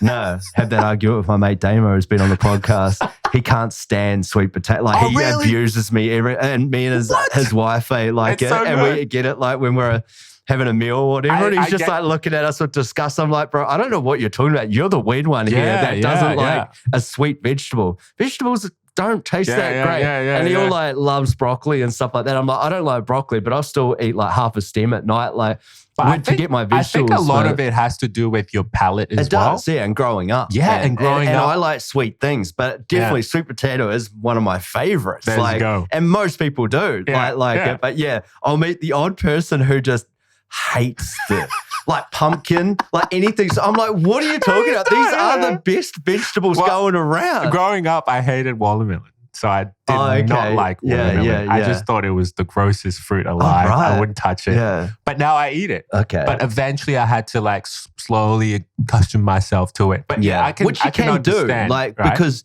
you can grow up with such a standard taste palette as well. Yeah. If you're not used to, like, your parents don't like introduce cook, new foods. And there's different cultures and things. And it's the way they eat as well. Yeah, because even when I came over here and we're like, my mates like trying to take me to Thai restaurants or whatever else, and I'm like, oh, I don't know about that. And then you find something that you like. Yeah.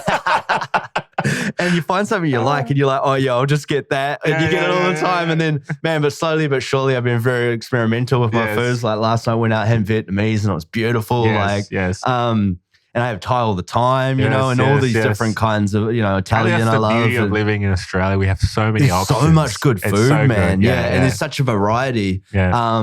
because there's so many people that have migrated here that have like created these restaurants and, you know, and done their own spin on it too. Because I know they do that too. And like Americanized culture, like do different things with like Italian, like I think Italian like food over there is a lot different to Italian food here or like in America, and they put their own spin on it. But that's awesome. Like it's what we do with everything in life. That's that feeding that creativity thing again.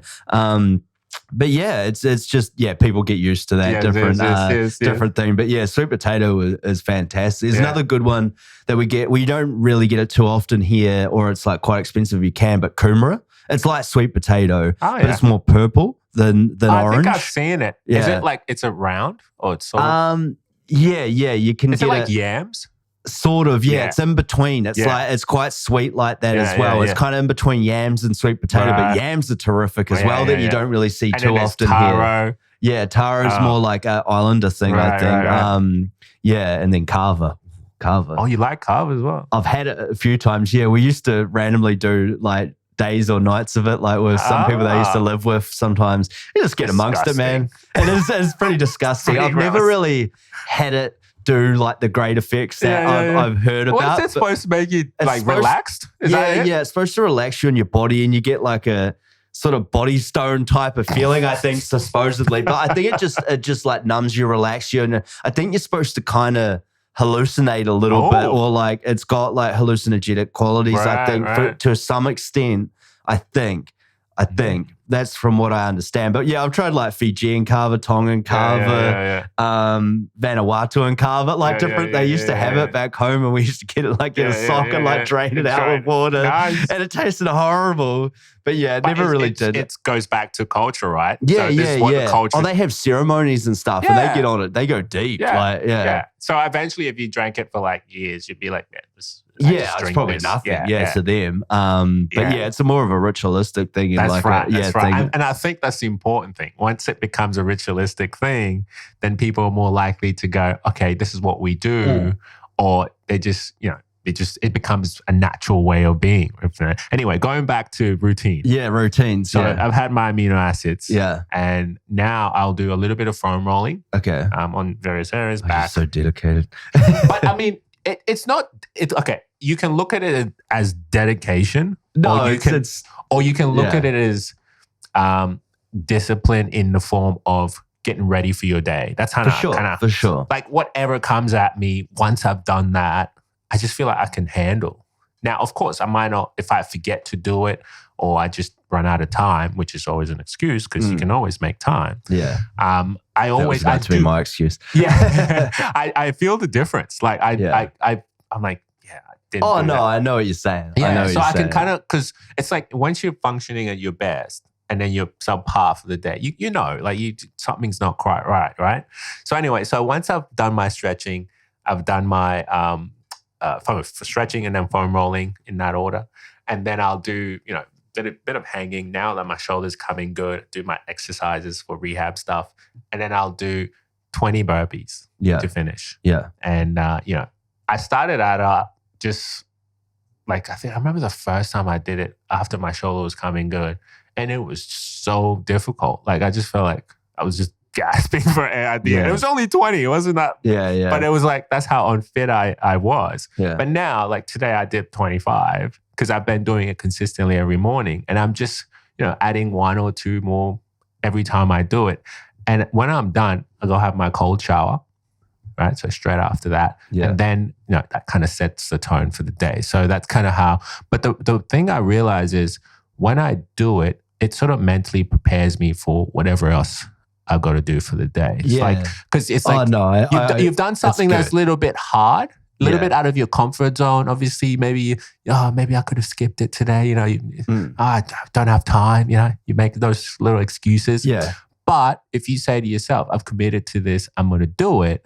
You're now strengthening your mental fortitude. For sure. For whatever else you got. Consistency once again. If you do it after you do it a few weeks, just like, okay, this is just what I do now. Yeah. So I think for me, a lot of people can, it doesn't have to be like my level, like just something basic that you do every morning that just reminds you that, hey, you're going to own the day. Yeah. Well, I know a lot of people, actually, I was in an acting class once at NIDA and they were talking about, because I think we were practicing some like meditation techniques basically before we went and actually did any work in class, like to get you sensitized and get you ready to do your thing, which is something that I've learned with a lot of techniques now down the track, which are very helpful to getting in the right mindset. body and mindset and frame of to actually do the work, which I didn't realize that when I was first doing this.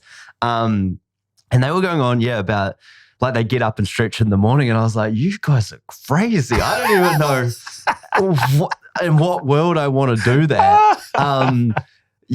Which is interesting. And another one on that Aubrey Marcus thing was doing the push-ups or what. Like I'm assuming unless you had it already before, but he says that to do with his routine. With his routine. And I did that. I was doing that for a while. I get up and like pump out like 20, 25 push-ups and then go have the shower and then have my lemon water or whatever, which I guess I'm probably going to have to get back into now that I hold myself accountable. It's solely the little things that make the biggest difference in the end. Because you fire up your body ready for the day. And I didn't realize that with the stretching thing too, and that's definitely something, I mean, I do shitloads more now than what I ever used to do. But I mean, I know tons of people obviously at the gym that don't do any stretching whatsoever. And I've done that now. Like I've done different forms, like a little warm up before I then go do my warm up sets and then train. Important. Or and then I'll do like 15 to 20 minutes of stretching at the end, of the exercise, which most you see girls do it, but mostly no guys, hardly ever the guys do it. But because my mates got me onto that and held me accountable, and I do it. But at the moment now, because of my flexibility, he tested me the other day when I went down to see him on the coast after my acting class, and he's like, "Oh man, we need to do more stretching." And so now he's got me on this goddamn routine, and I hate it. I actually hate stretching. I tell you what, if you don't stretch as much, but you foam rolled more, you actually get better results. Yeah, I don't really foam. I do have a roller here. It's not foam. I think it's got the plastic one in the middle with the rubber. I got it during lockdown, when you're going to go to the gym and stuff. But the stretching routine, like it's supposed to take me about 35 minutes. Nah, it's too long. But it takes me 45 to do it. You need to cut it down. Well, it's because of the flexibility of but it's worked. Like the first sets that I did it worked straight away. Like at all these different things that he tested me on. Like it's like 3 sets, 30 seconds of about 13 different exercises or something. That's like quite a bit. Yeah, it is. But this is how my mate does it. He's very but that's how bad it was, because I couldn't even when I laid down and like I couldn't I should be able to touch my elbows apparently on the ground, and it was like off. But there's just things where I get like the stick and put it around. I could show you afterwards how he sits out. I think you'd probably like what he you would get it, because it sounds like you do similar things. It's a lot, man. I like fucking want to shoot myself. It's so much stretching, bro. Like if you go, instead of doing, for example, you have 13 stretches, right? So if you break it up, maybe, I don't know, 3 or 4 at a time. So you do 3 different ones. He said I can do them at home. I don't need to do them in the gym. But I said I got to do this. Otherwise, I won't do it. Like when I get home, I guess this is probably where I should go back to the routine thing and quickly tell you mine. Is that when I get home, I'm switching off and I'm switching on to a different persona and a different mindset. So I will tell you quickly, and I will say it quickly of what I do. But like I'll get up in the morning. There is no stretching. There is no nothing. I get up and I'll have a shower straight away. It wakes me up. I'll go down. I used to do the lemon water and all that. I'll have my coffee. I'll have my breakfast, man. So I'll probably fill out a couple of things on my fitness stuff, that my sleep for the night and whatever I'm doing. This is now, because before there was probably very little of all that. Like I may answer a couple of messages on my phone or whatever, and then I go to work. I'll go do the work of 8 to 10 hours a day or whatever it is. I may stretch a couple of times on there just to free up from whatever I'm feeling a bit off. And it's a pretty physical job anyway, lunch, smoko, whatever, within all that. I cut my coffees down now, a lot more than what I was, never after like lunchtime or whatever. And then I'll go drive to the gym, man. I'll do that 5 minute on the treadmill, a little warm up. get into my, warm up set, do my gym routine, stretch at the end. Now it's a lot more stretching at the moment. I didn't do it before because I had to quickly smash that workout out to get in here for the podcast. So I'll do it later this afternoon. And I'm going to make sure I do because I need to, because I could already feel I'm a bit tight, dude. Especially doing this. But yeah, so, and then I'll come home, man. I'll cook, because I've always been living by myself basically since I've been here over 10 years now, coming up on 11. So I'll cook. Oh, actually, sorry, I should say that I did have flatmates a couple of times, but I was always cooking for myself. Right. But yeah, so, I'll come home, sort of probably prep, get dinner on, go have a shower, come back down, have dinner. And then it depends what creative thing that I have to switch out right now of what I'm doing. So obviously, as you know, I do an actor, podcasting, quite a few other things that I'm dabbling in. Yeah. And so it depends on the priorities of what I'm doing at the time of what I have to switch in and switch out of, okay? If I get an audition, it basically jumps the queue and it's straight to the main thing, because as everybody knows, that's an act that you get them last minute. You're learning the script and you got to shoot it that night and rope someone in to help you or whatever, and do a self-test. So I've sort of got to set up in here now, since I've got this, so I can walk in and do the pod now. I can walk in and do my audition. So those curtains open up. That's a backdrop behind you. And that of a grey screen that comes right down. See the marks all over the floor now that I've driven out. These are for the tripods and the lighting and everything. Boom, to do that. But yeah, so I'm learning a script. I'm in class at the moment. So I'm dedicating and doing 30, 40 minutes a day on learning the script as well. And then you've got to break it apart and build the character and stuff like that. So I've got class tomorrow down the coast.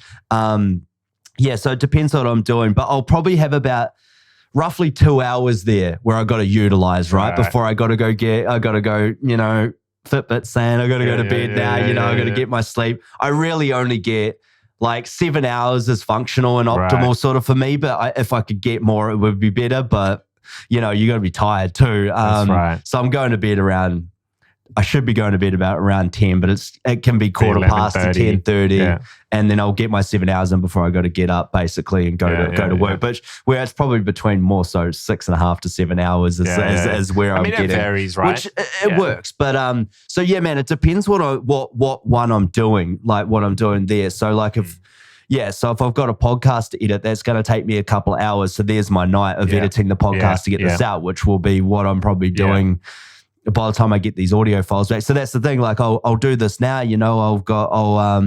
when you go, I might record the synopsis for the episode. I'll bounce out the files and upload them and then send them off to my sound engineer that I have in the UK that I use through Fiverr. Cool. And then when he eventually gets them back to me, then I've got to I'll re-listen to it to make sure the episode, everything's mint. And then, upload it to the site. I'll have to sit down and do the write-up for the synopsis for the episode, get the links for, all your stuff. And it's then quite a process. Then bring it in, sync it all up with the footage, for the YouTube version. So I'm doing that, or I'm learning a script, or I'm putting a self-test down, or I'm looking at designs for the t-shirts, So you probably have to do something early on in the morning and then just be done with it. Something as in, what do you mean? Well, I mean, if you can get your stretch routine in. So I'll do that. Sorry, I do that at the gym after I've trained. Yeah, that's what I mean. Because obviously when you come home, it's a different, you're switching mindsets into different things. Because I've done everything. The way my mind works is for me to give everything I can. I won't say 100% because you're never given it, 100% is 100%. But so your mind through the day is probably 50% on, work and everything you got. Then you've got probably the variations of 5 to 20% of other things going on in your mind, whether it's a girl, it's a date, it's a fucking audition, it's got this or that. It's taking hard drive space out. And then, so the way I work is that I got to file those things away. So I got to finish them. I can't just leave little bits and pieces. And this is something that I've had to learn, that I got to do the process of, that's what I mean, we're prioritizing, switching things in and out of what needs to be done now and what I can work a little on for 5 minutes and then switch that out of the latter priorities, and it's about switching those up and putting the attention on that. And so you can focus the main part of your mind on whatever the task is at hand, right? And because it's just like acting, if you're trying to think about all this stuff, then it's not going to translate on screen. The camera's going to see that your head's just lost and your eyes aren't in it and you're not channeling that properly, which is where meditation come in. And I'm in and out of that. I've discovered that over the last few years, but I'm very much like, I'll go on stages of like weeks of doing it and then I won't do it for weeks, but it has been very good. So it would be ideal to be able to do, I used to be able to do like 5 minutes in the morning maybe, and then 5 minutes at night, and then now I'm doing like, when I'm doing like 10 minutes or so at night. But it's very beneficial. And that's something that I know is beneficial. And like your stretching is very good to start the day because you reset yourself a little bit and those little bits of anxiety and stuff that are boiling away or whatever it is, you just zen yourself for a little bit and you can go through your day a lot more positive and be able to utilize those moments in the day. Yes. I find myself not really having the time. I didn't even want to say it because I knew you were going to have me for it. In the morning. And so I'll find myself when I can feel my head getting a little bit too much going on, I'll do it at like smoko. So I'll be having my coffee or even like 10 minutes on my lunch, like after I've eaten my food and everything, I'll go outside, I'll find my Zen spot, and I'll meditate for 10 minutes, man. And it's automatically a weight lifting off my head and my shoulders and the rest of my body. And then I'll be able to go about what I need to do because it's just so much going on. You're like, oh, I know I need to do this. And you need to do these things. But it's just like, putting it in place and telling yourself to do it. But that is a very important one, I think, and one that I try. I mean, I think I meditated a bit before you got here, but that was only a couple of minutes. But you find yourself, you can do that sometimes, and it's just like to bring it when you get a bit better at it. But yeah, like the 10 to 15 minutes at night's a really good one because then I'll do that after I've had dinner and everything else. And then so I can approach the creative work that I need to do in a different mindset because I've put that everyday life stuff aside, which is like work and all the other things in the gym. I've done that now. I can file that away. Now I can give every bit of attention that I still have accessible to myself to those things. That's great. I mean, that's the idea, right? It's like you just want something to flick the switch where you can refocus on what you're trying to do. So, I mean, it's not like you have to try and fit everything in, but there's like certain things that you do early in the day that just sets the tone for the day. So if you know whatever that is for you, then you just consistently do that because you know it's going to add value to your thinking, to your ability to get through the day. So I don't think you'd put too much pressure on yourself if you said, I have to do this, I have to do this, I have to do this. Yeah. But if you go from a perspective of this is generally what I do to get ready for my day, then it becomes sort of like a habitual thing rather than if I miss it, then I feel like if I don't do my routine, I'm not like, oh man, I might say I should have done it, but I'm not hard on myself. If you know what I mean. So I kind of go, I am. Yeah, well, at times. It's something you learn to control. It's something you definitely. But I think for me, it's kind of like then I know there's always tomorrow. I can always come back and I missed a day. That's fine. Yeah. But okay, just let's not miss. Back up let's tomorrow, not miss 3 or 2 days in a row. Yeah, well, that's what I think. A lot of more not weaker-minded people, I won't say, but that's what it's. I miss you. Oh, you know what? This week's just a write-off. I'll just but though people do that though, man. Like that. That's what a lot of people do with their training and stuff. Okay, you give yourself that rest day. Yeah. Cool. Tomorrow we'll pick it back up and we'll stay consistent for the rest of the week. It's the start of a brand new day. Every day you have an opportunity. So I mean, for me, and that's what I was saying. It's like it's so important. As little as the routine can be, it makes a huge difference in because it's all about that mindset, right? It's changing that mindset and giving you a bigger perspective for the day. Yeah. I don't know if you've heard. There's a commencement speech. I always forget the details of these things. It's on YouTube. It's like this Navy sergeant guy, and he's giving a talk. But his number one tip was like, make your bed first thing in the morning. Like just something as simple as that to start the day on the right mindset. Yeah. And I just thought, wow, that's so true. Like how simple is that just to get up and make your bed? But what you're I guess telling yourself is, I'm putting things in order. And you're training that mindset. Yeah. And rather than, some people in the habit of like, even when their alarm sounds, it's like snooze. Yeah. Like, but like if you just don't snooze, because literally if you do like 10 minutes, right, of snoozing, you actually haven't slept. Oh no, it's very light. It's very light, and Like, it's not it even just- that. yeah. Yeah, because your mind's already switched on by the time you're already woken up. Yeah, So like for me, like as soon as my alarm goes, I might turn it off, but then slowly wake myself up. Yeah, I'm but more I'm that not way these looking days. for a snooze because Nah. what I'm telling myself is you've sort of you're giving yourself a quick excuse, even though Of it course, doesn't and sound. you're already starting that way. It doesn't sound like that or feel like that, but you're giving yourself. It feels like that a little bit. Yeah. No, because I was the same. I used to set it up for 2 different snoozes. And then I was like, what am I doing? I'm like, this isn't really helping me. How about I just let myself get the 10 minutes extra sleep? Yeah. And then when it goes off, I'll Wake get up. Yeah.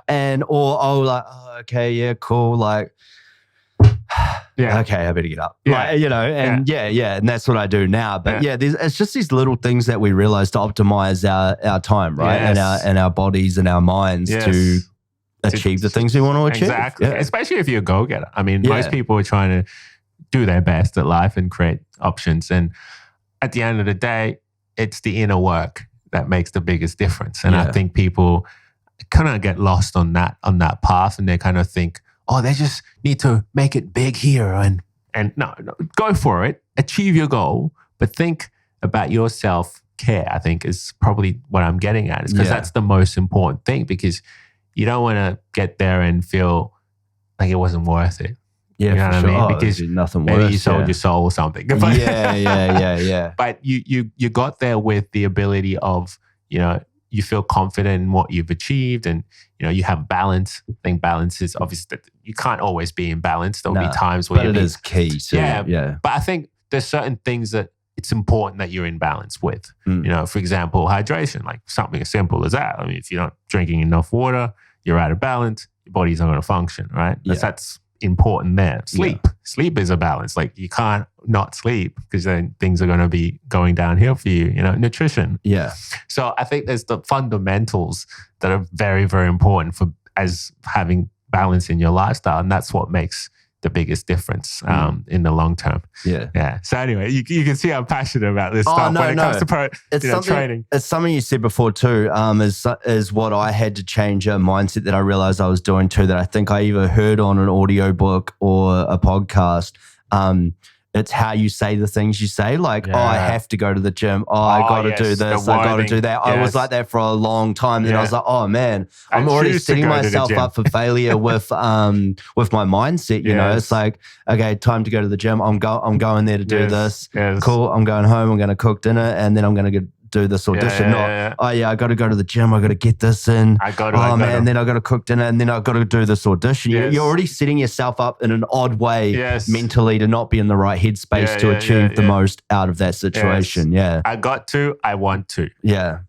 It's such a little thing, but it's so huge in the whole. It just realm changes of your it. energy. I got to. No, I actually want to. I want to do this. I want to go to the gym. I want to, make better nutrition. I'm going to go to the gym. I'm going to get that done, and then I'm going to go home and I'm going to do all this other stuff, and then I can do that, or whatever it is. Yeah, that was huge. Yeah, I think that self-talk is so important, and I just wonder, like, what's how you treat yourself, right? It's bad enough that there's a lot of people that treat you a certain way, and that energy can dictate things, whether that's social media or general personal interactions. You're with yourself all day long. Like, you're the most important person you communicate with, probably. So and I think that adjusts for and that's like the whole mental health thing that we were talking about before too. Like the different flip sides of all that is you got to be good to yourself. It's so weird. And that's why the self-care thing, that people say it sounds like a more of a girly way to say it, but it's very true. I mean, I don't know another way to say it, but it is very important. And it's like, I know when I say it's a hard way to start off your week when you haven't had that day. And I was sort of getting that a bit with because I was working like every second weekend as well, and I sort of asked to come off that recently, although I have to go back on. But it's been so good not to have that, man, because it's like I have to. What's that? I just caught you out. What's that? I have to go back on. Because I do have to. I don't want to. I had to compromise, bro. They were firing people. You can change it.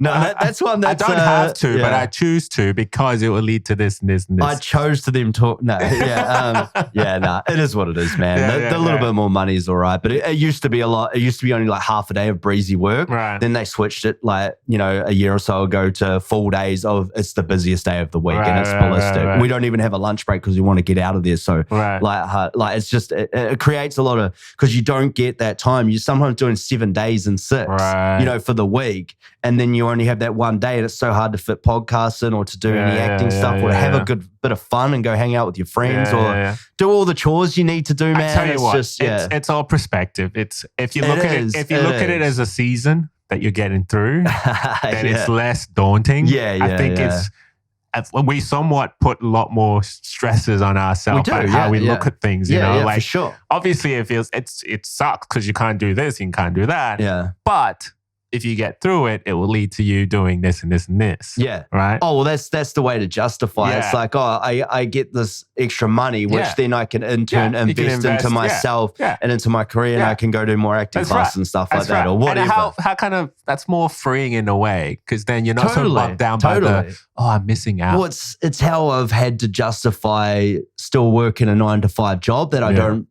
at all want to be doing. Yeah. And gone in so many variations of self critique, self, bad things like of hating it, like not wanting to walk in there, not wanting to put my uniform on, feeling disgusted with myself putting that uniform on. Like I've been to bouts of that, of like having to find the mental way to justify, but to change that mindset of why I'm doing the things I'm doing. I mean, it's a means to an end, Exactly. and you got to survive. I mean, I brought a house like this. I'm able to, then when I brought a house, I was looking to go into, like a 2 or whatever 3-bedroom place and pay the rent to do it. And then I thought, worked it all out in the final. I was like, why don't I just buy my own place, And then I actually own it. It's always been a dream, to own your own place. And now, I've got to set up with an office and all that sitting here. I've got a studio in here. So it's like that dreadedness provided you this. So it's so now I can do my creative stuff. I used to have to go and set all this gear up. Like I was doing it at my mate Tristan's house that used to help me in the first year of the podcast.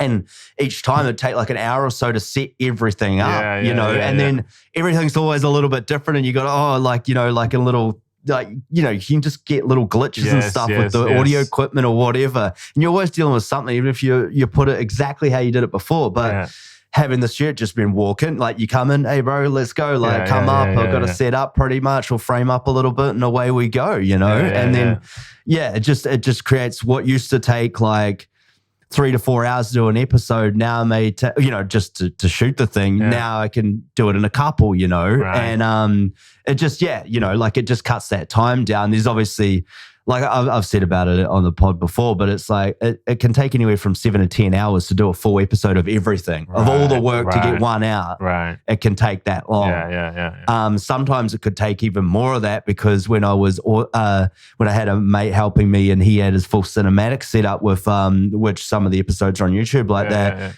And he didn't edit it. He gave the footage to me and I'd have to edit the 2 different shots and sync everything up and that would take sometimes I was getting them last minute before I had to put them out, and I was like up for like 7 or 8 hours to edit it, just the editing portion of the video of it.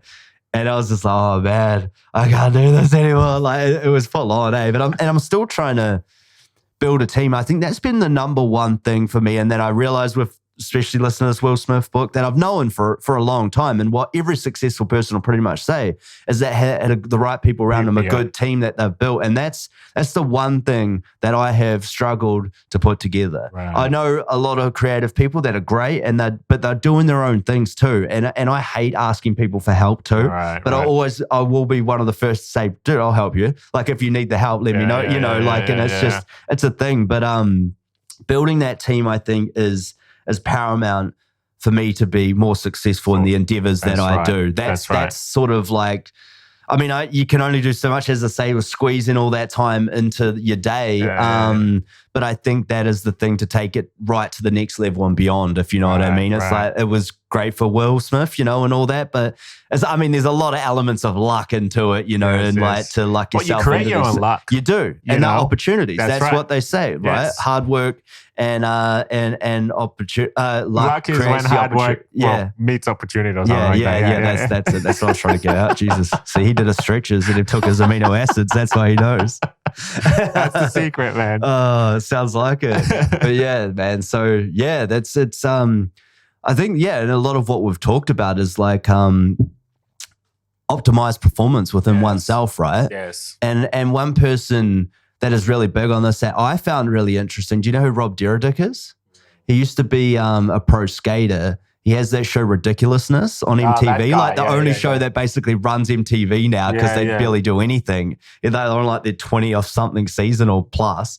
He used to be a pro skater, sponsored by DC. Then he had that show and but he's huge on optimization, like ridiculous. Like I couldn't, ridiculousness. But I couldn't believe it when he was on The Fighter and the Kid, Brendan Schaub and Brian Callen's podcast. He was talking about it, and like just his optimization is just on a whole nother level. Like every minute of the day, almost like down to that. Though, no, you wouldn't. And I didn't know. And then I was like, listen to him, I'm like, oh man, like this guy is like he's been like goes to bed at like 9 o'clock. He has kids and stuff and whatever, but like consistent, like every day going to bed at this time or whatever. But just has it just written out to a point of like full optimization to probably to do all the things that he has to do and his hands in so many pies. But to be successful, man, that's another level of the optimization. But I think what's the other guys? Sorry for interrupting. There's a guy called I'm not good with names, but I remember exactly what they say. I'm terrible with names. I think it's Jocko Willink. Oh, Jocko Willink. Yeah, the ex, is it not Navy SEAL, but Army guy that he's based of Rogan. Rogan I talks remember, about it all the time. I think in one of his books podcast or something. I've never listened to his podcast actually. I think he was on Rogan. He has been on Rogan a few times. Yeah, it's the only time I've heard him. This phrase, I think it's discipline is self-control or something like that. Discipline is respect, something like that. Yeah. But it's going back to say that when you're more disciplined, that you have control of your life. Like it's not daunting to be like, a lot of people when they think of discipline, they're like, it's so hard. I've got to be disciplined. But it's so hard to be disciplined. But, discipline is choices or something like that. It's along those lines. Yeah. But basically what he's getting at is the more disciplined you are, the more options you have in your life in terms of what you're doing for your day. Yeah. Which kind of, it just, for me, like hearing it's that. Change of a mindset once again. Changed my mindset in terms of what I was doing. Like if I got disciplined on the few key habits that I did consistently, I actually create more choices. So it's like now because I have the tools to make the right decisions. Yeah. Right? Yeah. But with the time that you have. With the time that I have, regardless. But if I'm not disciplined, then I'm kind of dragged wherever. I give you an example. Like let's say people play on their phones a lot. If you're not disciplined and deliberate with the time you spend on your phone, you're just going to be on your phone. You're a slave to the phone. You're a slave to the phone. Yeah. So if you're not disciplined in your idea of an awareness of, hey, I can be on this phone for maybe 10 minutes at this time of the day and I answer all these messages and reply to all these texts, then I go off and do something else, right? Because having that discipline then gives you the option to now focus on other things. Yeah. So that blew my mind. Yeah, that's interesting. So, it's true. Because I've always looked at discipline as something that was difficult. I mean, if you ask somebody, they're like, I think it's because it starts with D and it like almost sounds like difficult. No, but even when you were saying it, I was like, it is difficult. It's difficult. Even when you're saying it, I'm feeling resistance from the word. How dare you say I should be disciplined? Changing it, is changing the mindset once again. Yeah. And a lot of my clients will tell me that, I'm just not as disciplined as you. Yeah. That's what I hear, right? Yeah, and I'm thinking, well, of course you're not as disciplined as me, but if you can slowly get into the habit of taking out a few things throughout your day, you will build that discipline muscle. It's a muscle. You have to build it. And so just like you have to build your muscles by lifting weights, you can build that discipline that you do throughout your day by being consistent and just following some key habits. So anyway, that was a mind-blowing thing for me. And it just kind of gave me a bit of a perspective. And once again, it's just a mindset. Yeah. A mindset is everything, eh? It's so cliche, but like all the things we've spoken about optimizing your mind, body, and your time and everything like that is a mindset. Changing the mindset. If it is difficult, there's that D word again, then you just change your mindset into thinking of it in a different way, it becomes easier and more routine for you. That's right. It's so... I got it. Discipline equals freedom. Okay. We got there in the end, ladies and gentlemen. That's the quote. Anyway. But and it was just boggling in my head. I'm like, I've heard it. Anyway. But sorry for interrupting. No, it's all right. No, it's great. I can't even remember what we were talking about that you interrupted. But hey, that's what we do. It just free flows. But man, it's been a pleasure. I don't know if you want to add more, but no, it's been great, man. We've almost done 2 hours there anyway. Oh, wow. So there you go. Yeah. There you go. That felt like an hour, literally. No, I know. And it's great, isn't it? Like that. It's just, that's the best part about doing these podcasts, man. And it's a good one when it does feel like that. It's worse when you go, oh my God, we've only got 20 minutes. How am I going to fill this time? And which hasn't really happened, actually, fortunately. It felt more like 30 minutes, to be honest. Yeah. It's funny, eh? It just flows. It just keeps going like that. And that's so cool. It's the same when you're listening to it. And it's just that's why I love doing it, this free-flowing nature, because you get so much substance out of just this way of doing it. I mean, rudimentary and just like, where did you grow up, Bobby? Just that, things like that, and just asking like questions and having a list. It's it doesn't really tell me about you. It tells me facts in a Wikipedia file. But I mean, what good's that? True that. We've gone in the inner workings of how we go about our day. Yeah, and we weave through and told your story, man. And it's like, I could keep talking to you, for hours longer. And I mean, we haven't even touched on World War, which I know you love, and reading about those books. But I mean, that's for another day. But hey, man, you're welcome to come on another time and we can have more chats, because I'm sure you're going to be at a different stage soon and of evolution of Bobby and what you're trying to achieve. So that's a beautiful thing. And I look forward to hearing about it some more. Yes. Thank you, my friend. It's been a pleasure, Dan. We'll do it again, and certainly we'll be back and talk about how you're going with whatever you're pursuing. And, man. Hopefully we're in the stars somewhere. But we have the tools, and as you say, surround yourself with the right people. Yeah, man. Make that connection. That's it. Discipline is freedom. Well, that's one thing. Actually, I will ask you before we finish. Like, do you have a team around you, or you seem like a solo guy that's doing mostly what you're doing yourself? I think generally. My team is usually stuff I'm reading. Stuff of course I meet people through work as well, and my clients, and they also inspire me as well a lot, just hearing their story and whatever they have to go through. But mostly it's the connections you make and what those connections lead to, I think. Obviously I don't have a podcast, so I'm not looking to set up one yet, but I think, if I'm going down that avenue, definitely important to have the right people around you to create what you want to create. And as a creator, you need the right people around you. But generally, I think what I try to do is listen to the right thing, right? Watch the right thing, read the right thing, and be around the right people. Or limit the amount of negativity in terms of if someone's down on themselves, because that kind of comes over to you as well. Oh no, it definitely does. I think if you're just aware of that and you can go, I think I'm going to go over there and be in a better vibe. It's an energy thing, man. We absorb and we give. So I think but generally likes attract likes. If you meet somebody who has vibing with you and same energy, you can kind of you connect, right? Well, it's why we're able to have a flawless chat every time. That's why it comes so naturally for us, But if it's like somebody else where it's like, you're trying to, it just doesn't, it's not there, and you can slowly then go, all right, cool, man, it's good to meet you, but I'm going to be over here. So, and you get that. But I think the right team is important. I obviously. as I go along, I'll probably develop my team as well. Yeah, so with what you're chasing, you don't necessarily need a team at the moment. Well, I'm sure at some point I will.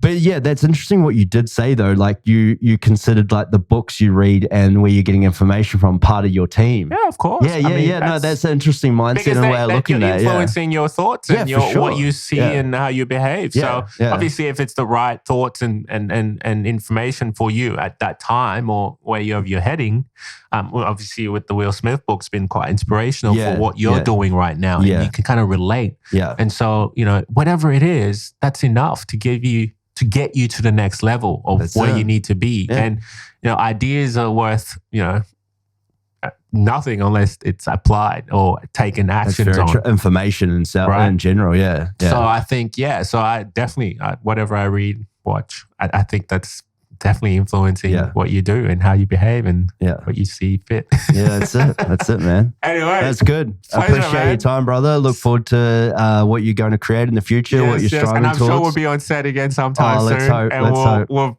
have another story or two to talk about. That's right. We couldn't really talk about many stories, could we? We didn't cover much I know. set thing, but it's something different, right? Yeah, that's right. Okay, well, thanks for coming on, man. You're welcome, man. It's a pleasure. Righto, guys. That's us. We're out.